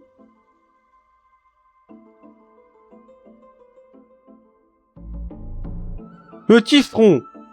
Très bien, éclaire-moi. Que veux-tu dire exactement par examiner sous un autre angle? Donc lui c'est le vénérationniste, c'est ça? Point d'interrogation. C'est très simple. Vois-tu? Lorsque nous nous tenons normalement, le ciel est au-dessus. Lorsque nous nous tenons sur la tête, il est sous nos pieds. Oui. Ah, tu veux quand même. Je ne veux même pas savoir les circonstances qui t'ont amené à de telles réflexions physiologiques. Philosophiques. Ta mère. D'ailleurs, ça me fait penser à l'un de mes élèves qui adore écrire des comédies satiriques et qui a écrit une fois à propos d'un idiot incapable de résoudre une énigme, peu importe comment. Voilà, je vous l'ai dit, on ne peut pas raisonner avec vous, les vénérationnistes. Vous êtes comme les dracas, immenses mais toujours à regarder vers le sol. Alors que moi, je peux être la guêpe qui pique le draca. Et si l'échec de ce tyran prouvait simplement que parmi tous les chemins, de tout chemin menant à Aquila, le vaisseau céleste n'était pas le bon. Point de suspension. Anaxagoras, espèce d'hérétique impie, retiens bien mes paroles. Un jour, tu devras répondre de tes blasphèmes. Je doute que tes élèves ou cette jeunesse assistante aient la moindre idée que des recherches secrètes que tu mènes réellement. Ah. Donc, lui, c'est Anaxa. Voilà. Et donc là, on a Eutyphron.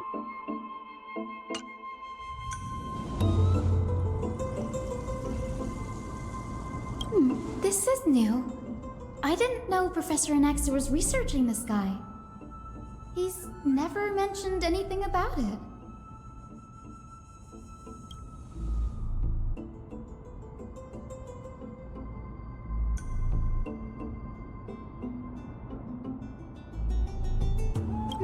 Might is an understatement.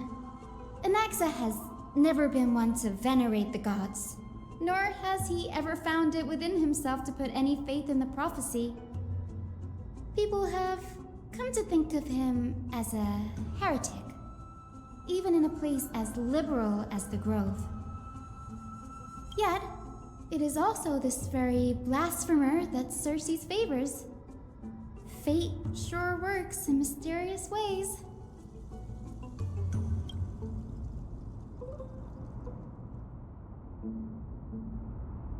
Oh, let me have a look.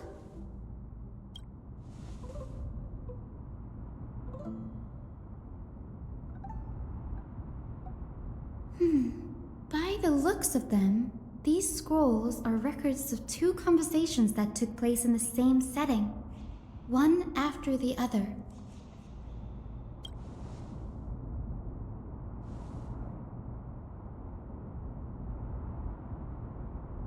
Sure, go ahead. Qui sont les vénérationnistes? The Grove of Epiphany is home to 7 schools of thought. While all 7 schools are founded on the ideologies of Thalesis, the first scholar, each is unique in its own way. Among them, the Venerationists revere and worship the Titans the most. As the sage of the Venerationists, Euthyphro has always been at loggerheads with Anaxa. If we were to place the 7 sages on the scales of Talanton, Anaxa and Euthyphro would be placed on opposite sides to achieve balance.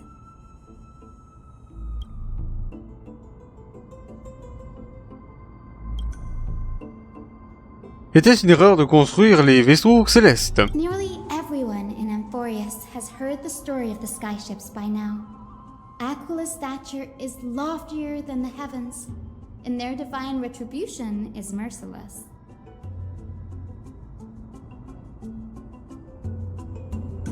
That's why it's no use building giant skyfaring ships. Oh, but I do wonder if a supercharged mini Trevi cannon could slip past their watch.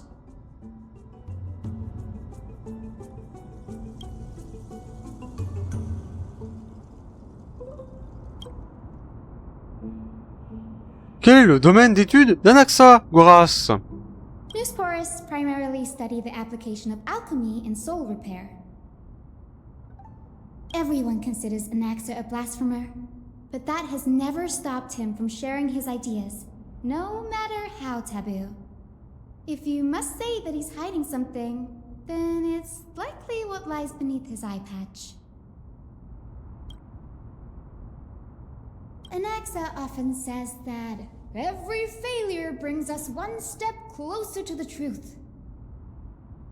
Perhaps, to him, the crash of the skyship carries a different interpretation. The firmament is not impenetrable. On the contrary, it was precisely because the skyship represented the first step toward breaking free from the shackles of the earth that it provoked the wrath of the Sky Titan and brought divine punishment upon itself. It's a shame that the majority of the Grove's research on Aquila was headed by the Venerationists, with sacrificial rituals making up a predominant part of their findings. Discourse about more esoteric subject matters in relation to Aquila dwindled even further after the skyship incident. So,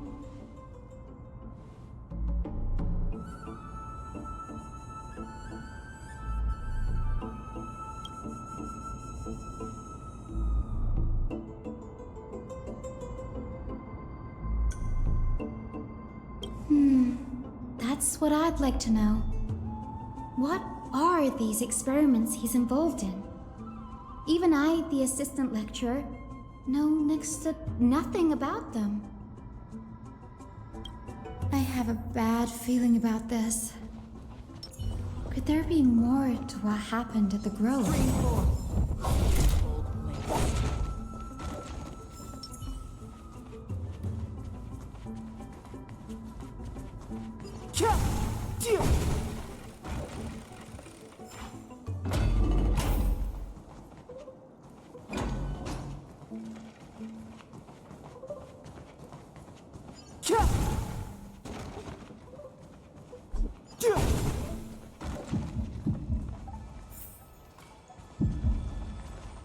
This is the Library of Philia, a place where the Grove stores its collection of tomes.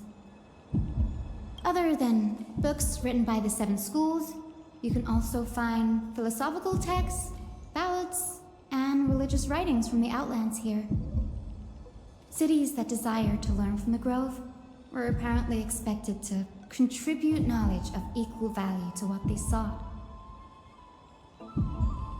We've had more than our fair share of hilarious episodes over the years. For instance, it's said that the Erythrocheramists once borrowed a manuscript from a certain author, but ended up returning a copy instead of the original. What's more, the original manuscript was supposedly then hidden here.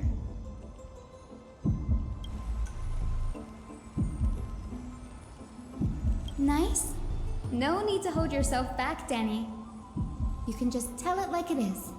Their behavior was no different from bandits.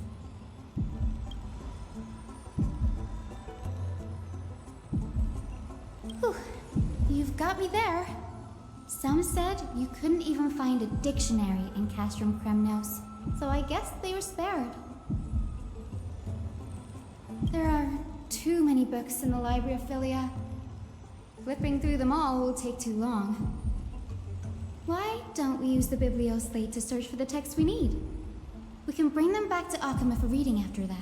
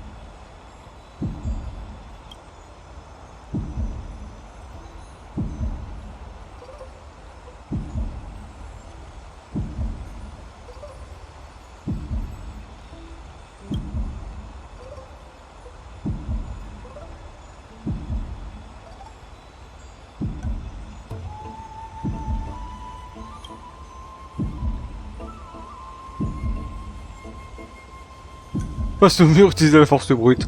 Non, même pas, non.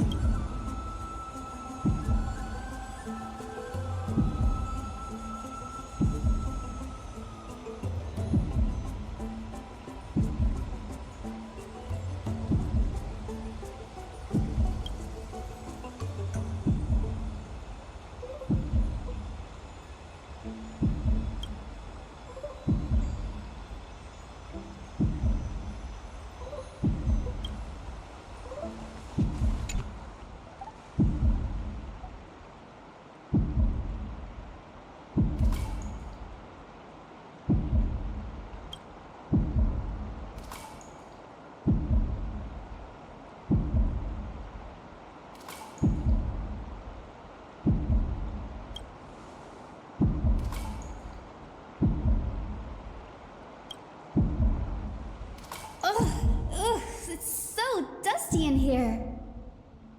Whoa. Are these all complaints about him? I can already see what they must have written. Anaxa has no respect for the gods. His very existence undermines order in our society. They're probably all things like that.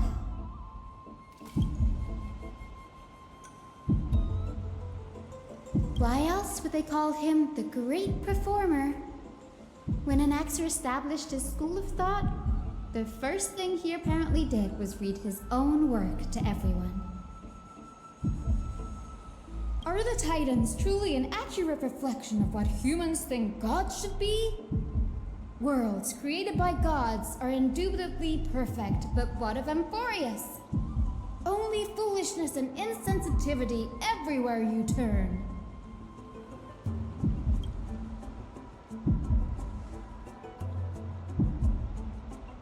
They marched him straight to the seat of judgment before he could finish. Though what he took on in the end was more of a debate than an actual trial.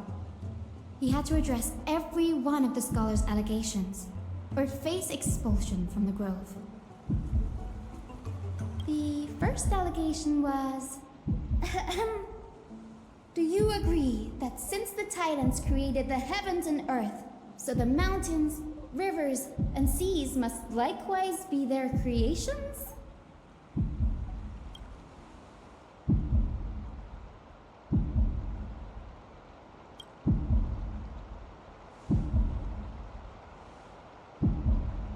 Anaxa said the same thing then. Needless to say, his critics didn't take kindly to his answer, so they followed up with a second allegation. You claim to be studying souls, yet you are, in fact, defiling them and committing acts condemned by the gods. Do you admit it?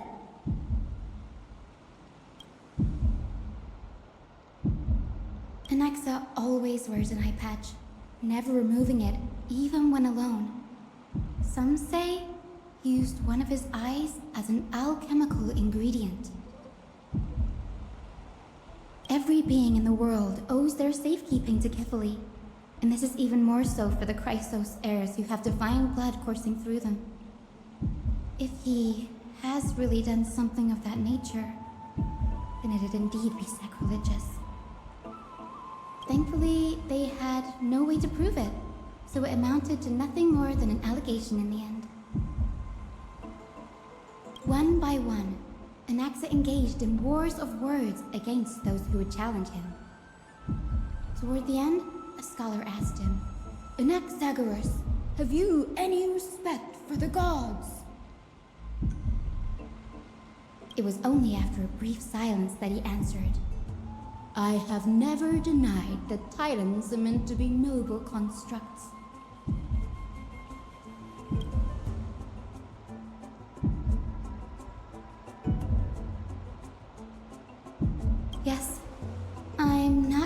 how that controversy was eventually resolved.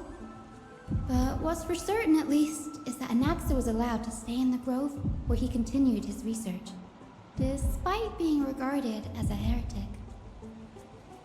By the way, this stack of complaint letters has reminded me of a place in the grove. We may find clues there that aren't on the teleslate. I'm talking about Anaxa's alchemy lab, hidden between the cornerstones.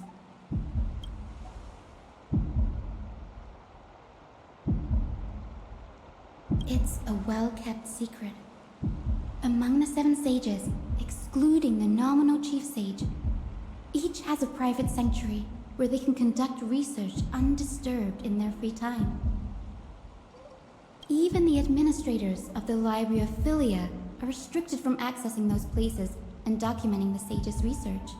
But with the grove in this state, I'm sure Anaxa won't be mad even if we sneak into the lab for a short while, right?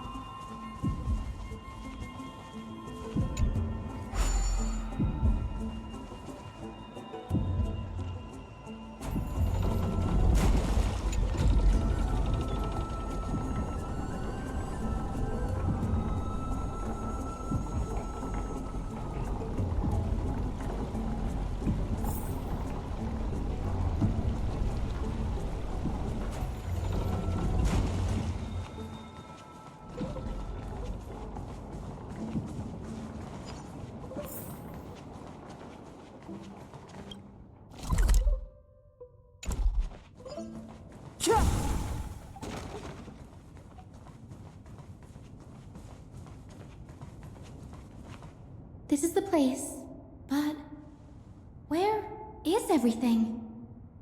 Materials for alchemical experiments, matrix diagrams, and even the seal to the lab. They're all gone. Did the black...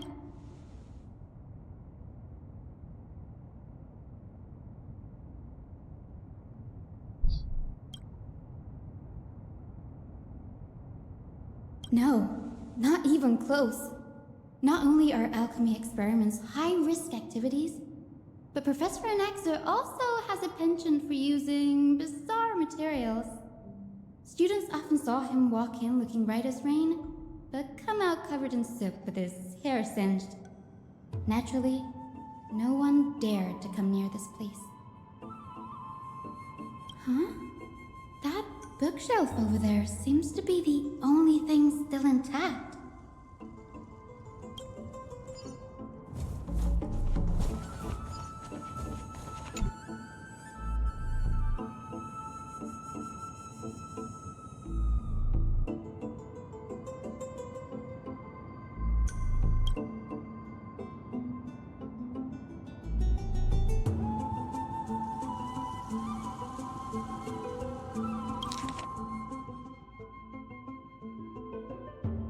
Ces notes à propos des origines des héritiers griséens semblent avoir été griffonnées à la hâte. Les demoiselles Genzopolis, Tribi, Trion et Trinon, descendants de la demoiselle du Temple des Trois Destins. Atisesdor Glailokema, issu de la lignée des prêtres de Mnestia. Le prince d'Acrocopis, et assigné à la cour du crépuscule. Toutes leurs lignées ont un lien avec les titans, ou du moins avec leur pouvoir divin, à des degrés divers. Est-ce que le sang doré provient de l'héritage des familles de prêtres, ou des lignées royales? Anaxagoras, moi-même. Aucune corrélation détectée. Et pas le créateur. Le caractère s'est dire basé pour conférer le sang doré, et face aux héritiers chryséens. Le cas de Castoris est intrigant. Cette servante de la mort d'Aidonaya n'est pourtant pas issue d'une lignée de prêtres des titans ou de demi-dieux. Et malgré tout, elle parcourt le monde depuis plus d'un millénaire, dotée du pouvoir d'apporter la mort aux humains. D'où vient ce pouvoir? Un autre texte mentionne la légende des dragons de Strixie. Il est question d'extraire l'âme des dépouilles de dragons par l'alchimie. Fascinant. Les dragons sont manifestement les créations des titans. Et si on pouvait inverser le processus, utiliser de l'alchimie pour fusionner à nouveau les âmes humaines avec les créations des titans, et ainsi renforcer la pureté du sang doré pour vendre vers la pureté absolue. La théorie doit être testée. Expérience nécessaire. What's going on?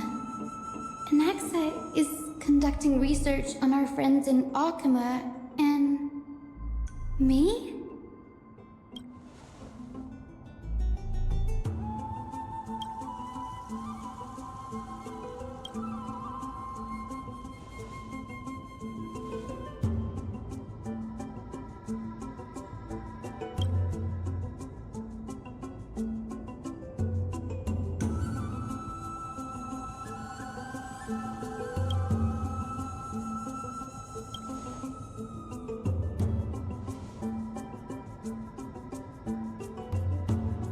It wouldn't have been so strange if he had focused only on Cassie, given her own curiosity about her origins. Plus, considering that the new sporists have crafted omnipotent medicines capable of curing diseases, it also makes sense that he would conduct research on immortal Chrysos heirs. But now, it seems Anaxa's objective was never to create medicine, but to identify the origin of the golden blood and figure out its inner workings.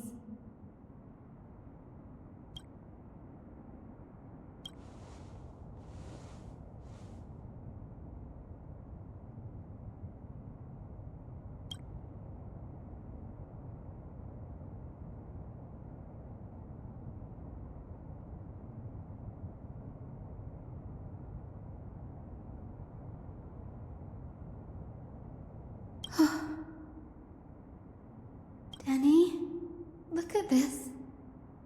I have a bad feeling about this. Spoiler alerte. Il y a des ennemis à côté. Donc ils vont se faire démonter la gueule. Jour d'escalade 2. Ah. Ces documents sont incomplets. En juger par ce qui reste, les formules alchimiques importantes ont été emportées. La justice des raisonnements de l'auteur. Comme par hasard. L'approche précédente était imparfaite. Fusionner les âmes humaines avec les créations des titans ne purifie pas le sang doré. Même les créations les plus pures des titans ne font que contaminer le sang doré des héritiers chryséens. La fusion des âmes entre l'humain et création ne fait que réparer les impuretés de l'âme ou maintenir un lien avec les âmes mourantes. Les mythes de la création nous disent que les héritiers chryséens et les autres créations sont tous l'œuvre des titans, mais leur nature est fondamentalement différente. Les créations des titans ne sont pas les produits intermédiaires d'un processus alchimique. Les héritiers chryséens sont plus proches des titans que leur création. Ah bon? En d'autres termes, je n'aurais pas dû mettre les créations des titans et les héritiers chryséens sur le même plan. L'hypothèse sur laquelle je devrais me concentrer est celle qui pointe vers les titans eux-mêmes. Ces rares occasions d'étudier les titans exigent un choix minutieux des sujets de recherche. Il est impossible de contrôler les titans vivants, et les titans morts ne nous apprennent rien d'utile. Mais les titans mourants, voilà des sujets d'étude parfaits. Ce n'est qu'en comprenant les fondements de la création que nous pourrons garantir la perfection dès la naissance. De mes propres mains, je ferai fondre un titan pour atteindre l'essence même de l'âme. Fondre un titan? Bah, il est vachement ambitieux quand même, le gars. Hein. My biggest fear. It's come true. After going through his notes, I think I can piece it all together now. Anaxa was carrying out experiments on soul transmutation.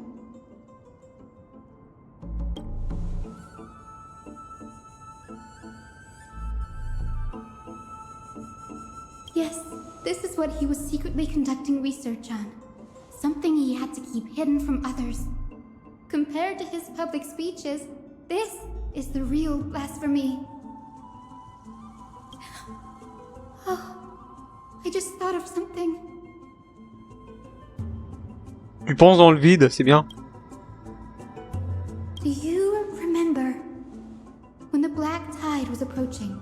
The Grove had planned to send Cersei's core flame to a safe place. But an accident happened along the way, and Anaxa lost his life in the process.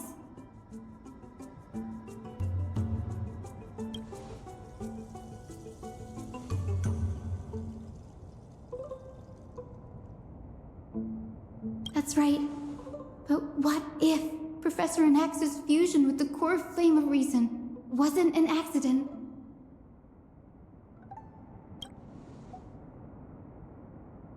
Put yourself in his shoes. Knowing that the black tide was closing in and your time was running out, what would you have done?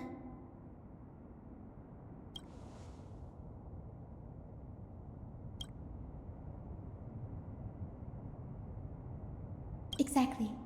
When the black tide came, the true reason Anaxa headed to the Luminary Throne was to transmute and fuse himself with the Titan's core flame.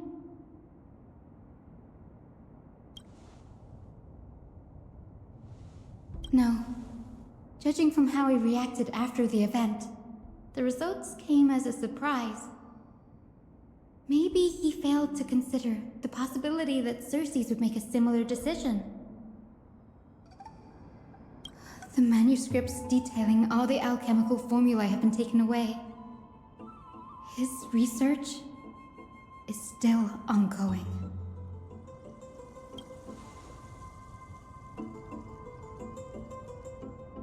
Like, what? There's only one Titan left in the world now.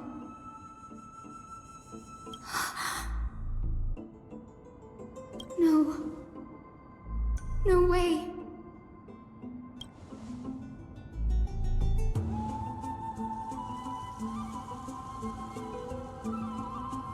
He's after Kefali.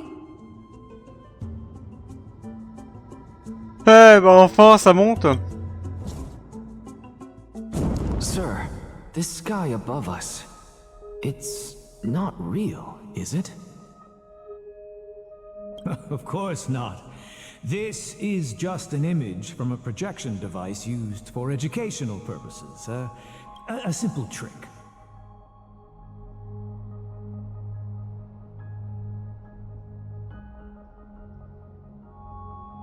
La constellation, là.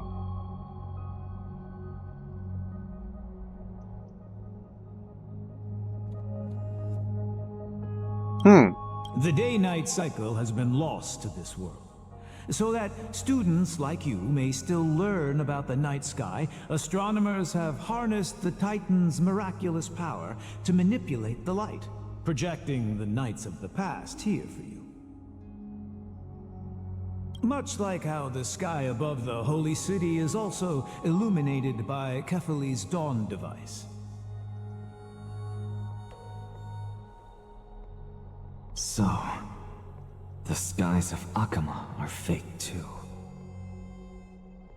You mustn't conclude that, Anaxa. You should know that only a child would expose a trick and be proud of it. Often people know more than they let on. They simply choose to feign ignorance because they have no other choice. Then they're just deluding themselves.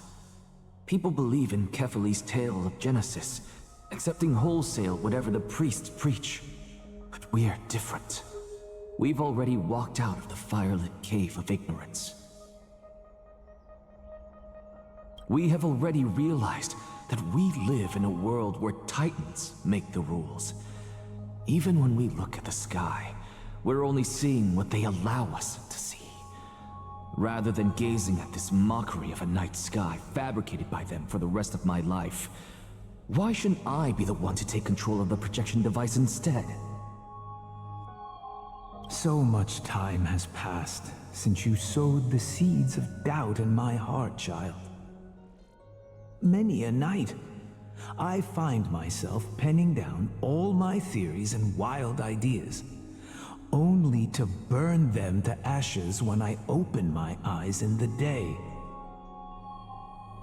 Why? Because we'll face death by burning if word gets out? As a sage of the Venerationists, my soul has already become inextricably linked to the great tree. Every word I say and every move I make is certain to influence every leaf, every branch, even the tree itself. But above all else, my days are numbered. Instinctively, I have my doubts about the golden blood and the human soul, yet I have no means of verifying them. The golden blood in my veins is woefully thin, and I am loath to waste what little time I have left obsessing over a hypothesis that cannot even be proven in the first place. But I can, sir. I can do it for us. The time is right. Give me all that I need, and I shall accomplish this grand feat on your behalf.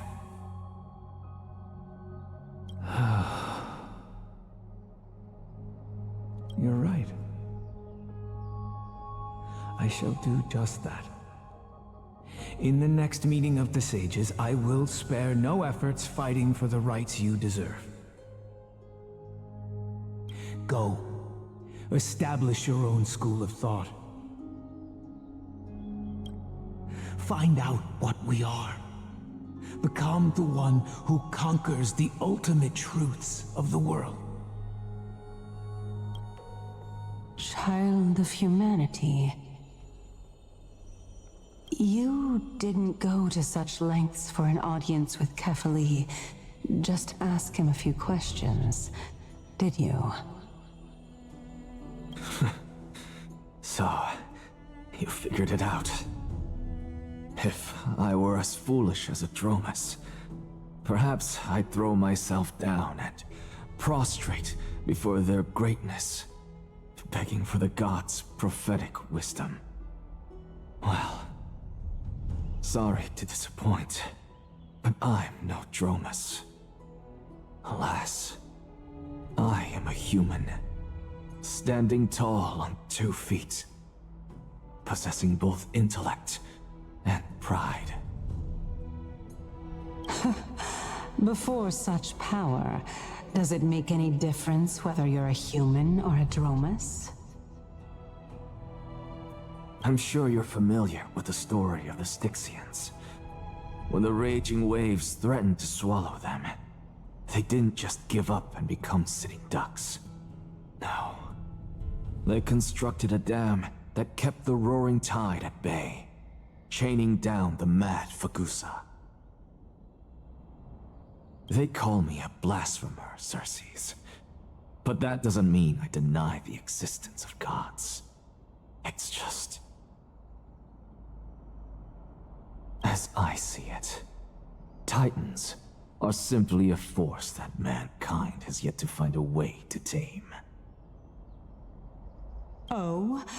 If power that rivals the Titans is what you crave, why not conform to the prophecy and brave the trial? Why stop at harnessing the power of the Titans when I can do so much more? The source of life is what I wish to grasp, to understand what makes up the soul, and to learn what we really are. Thanks to you, I've had the chance to personally verify, in more ways than one, that the soul indeed ceases to exist in death. But where there is death, there is life. And where there is an end, there must also be a beginning. How then is a soul born? That was the only unknown variable left in my calculations. And by the sound of it, you have already formed a conjecture. No, I have already drawn a conclusion. In my journey unto death just now, I finally saw the answer with my own eyes. Professor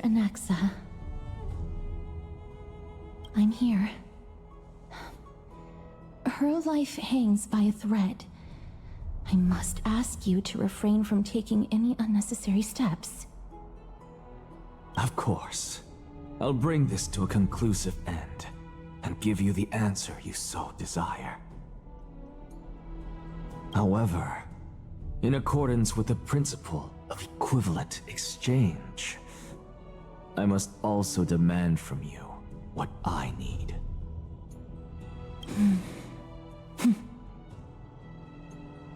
As you wish. Don't you care to know what the price might be? It's a matter of uncovering the truth about the Death Titan and her survival.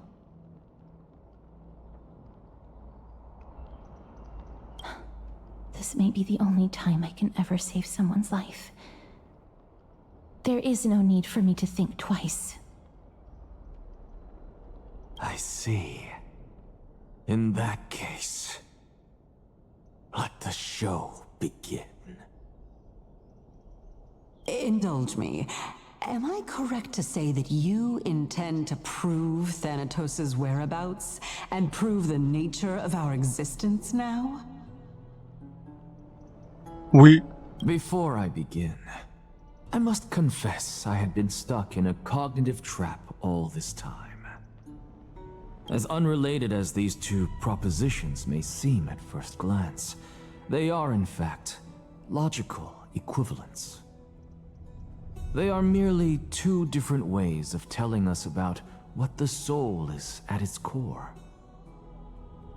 The reason I say this is, as I've mentioned earlier, the answer was hidden in my journey unto death.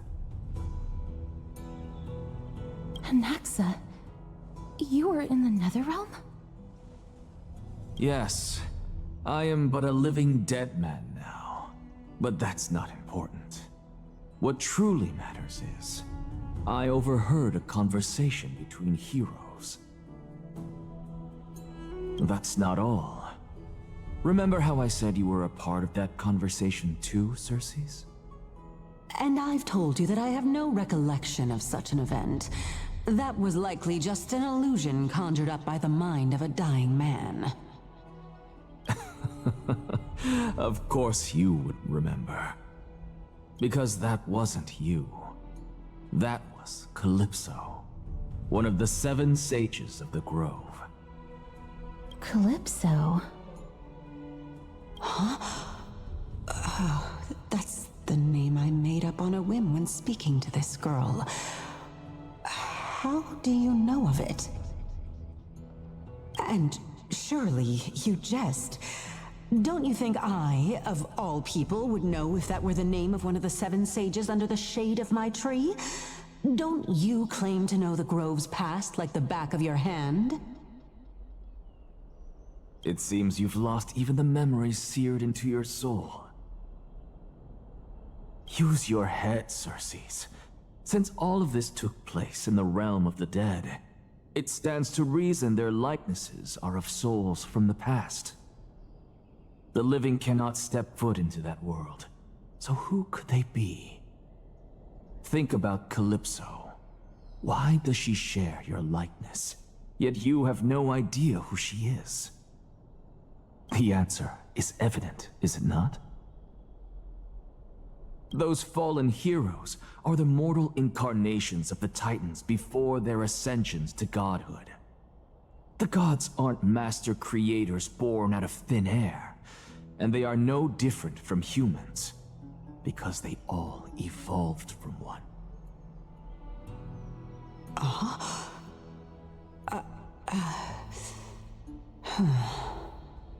Allez, un titan face au mur. Paf. Does this answer disappoint you? Yes, because you've answered nothing. If I truly was once human, as you claim, then where do the children of humanity come from? Even on the off chance that you speak the truth, this brings us no closer to grasping Thanatos' whereabouts. How are we to find them? I knew you would say that. But it matters not. I know what I'm doing. Actually, why don't we have this supreme being standing before us tell us everything? You can revive a Titan? Humans cannot return from the dead. Neither can gods. But all we need to do is look at this from a different perspective, and the problem will resolve itself. The solution is simple. Just like what you did to me. If I'm reborn as Kefali, I can rebuild the world and all within it as they once did. Simple, is it not?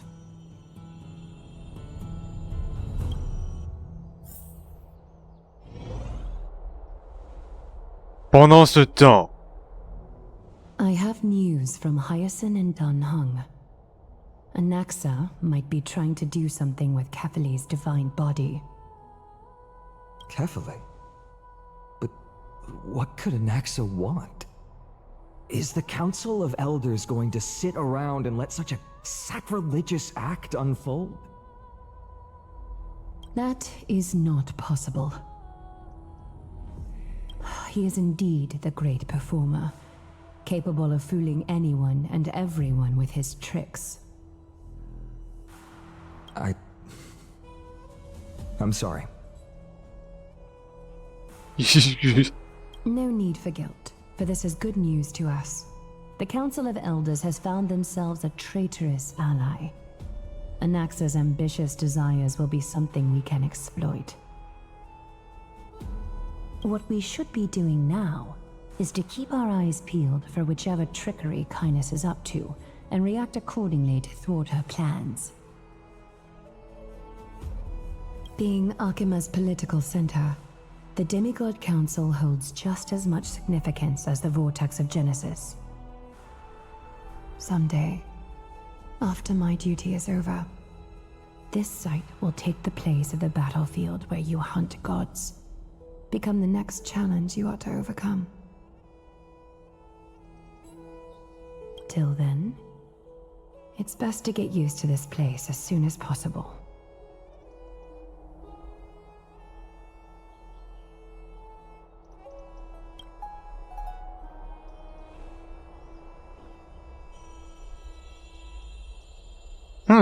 Preposterous!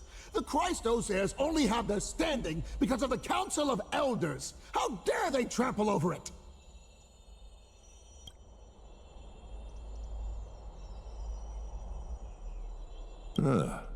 It's been a while. Bonjour, Oleg Danforius. That's fine. I recognize you. The young lord has nothing but good words about your courage. Ah, évidemment. It has indeed been some time, Lord Crateros. What brings you here in such haste? Shh, keep it down. Be more vigilant. See those duplicitous dogs over there? They do the dirty work for Kindness. I've already ordered my people to hold them back, but we should still lay low. Unless you're itching for a bloody fight to get a workout in.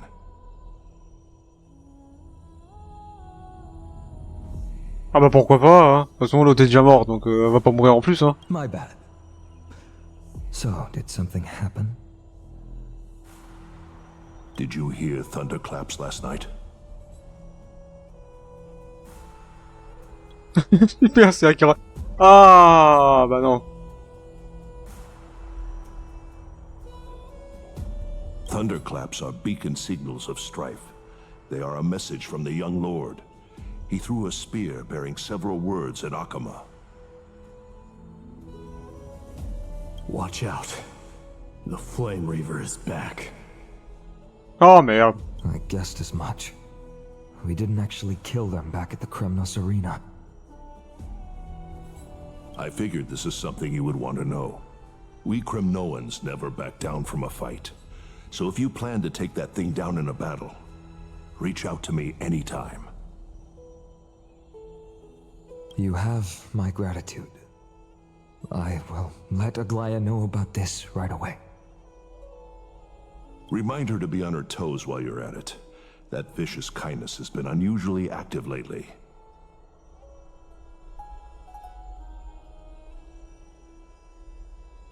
Those lackeys she keeps undercover have been going in and out of the city a lot more frequently these days. Some even seem to be getting Kremnoans to defect to the council.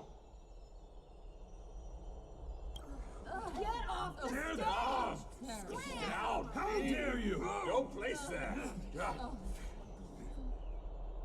That's her.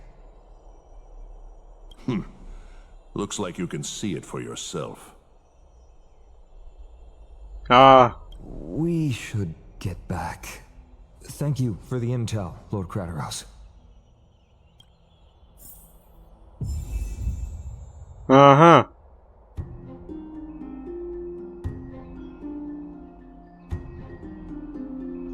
Euh, 3h50.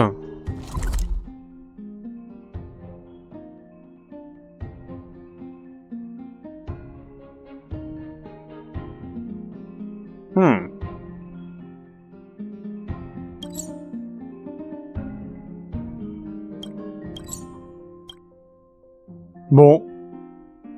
Ben, je pense que je vais arrêter cette première partie ici.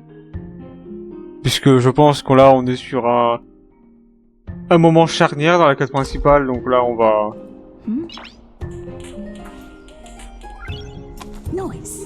prendre bien le temps de faire ça dans un deuxième épisode.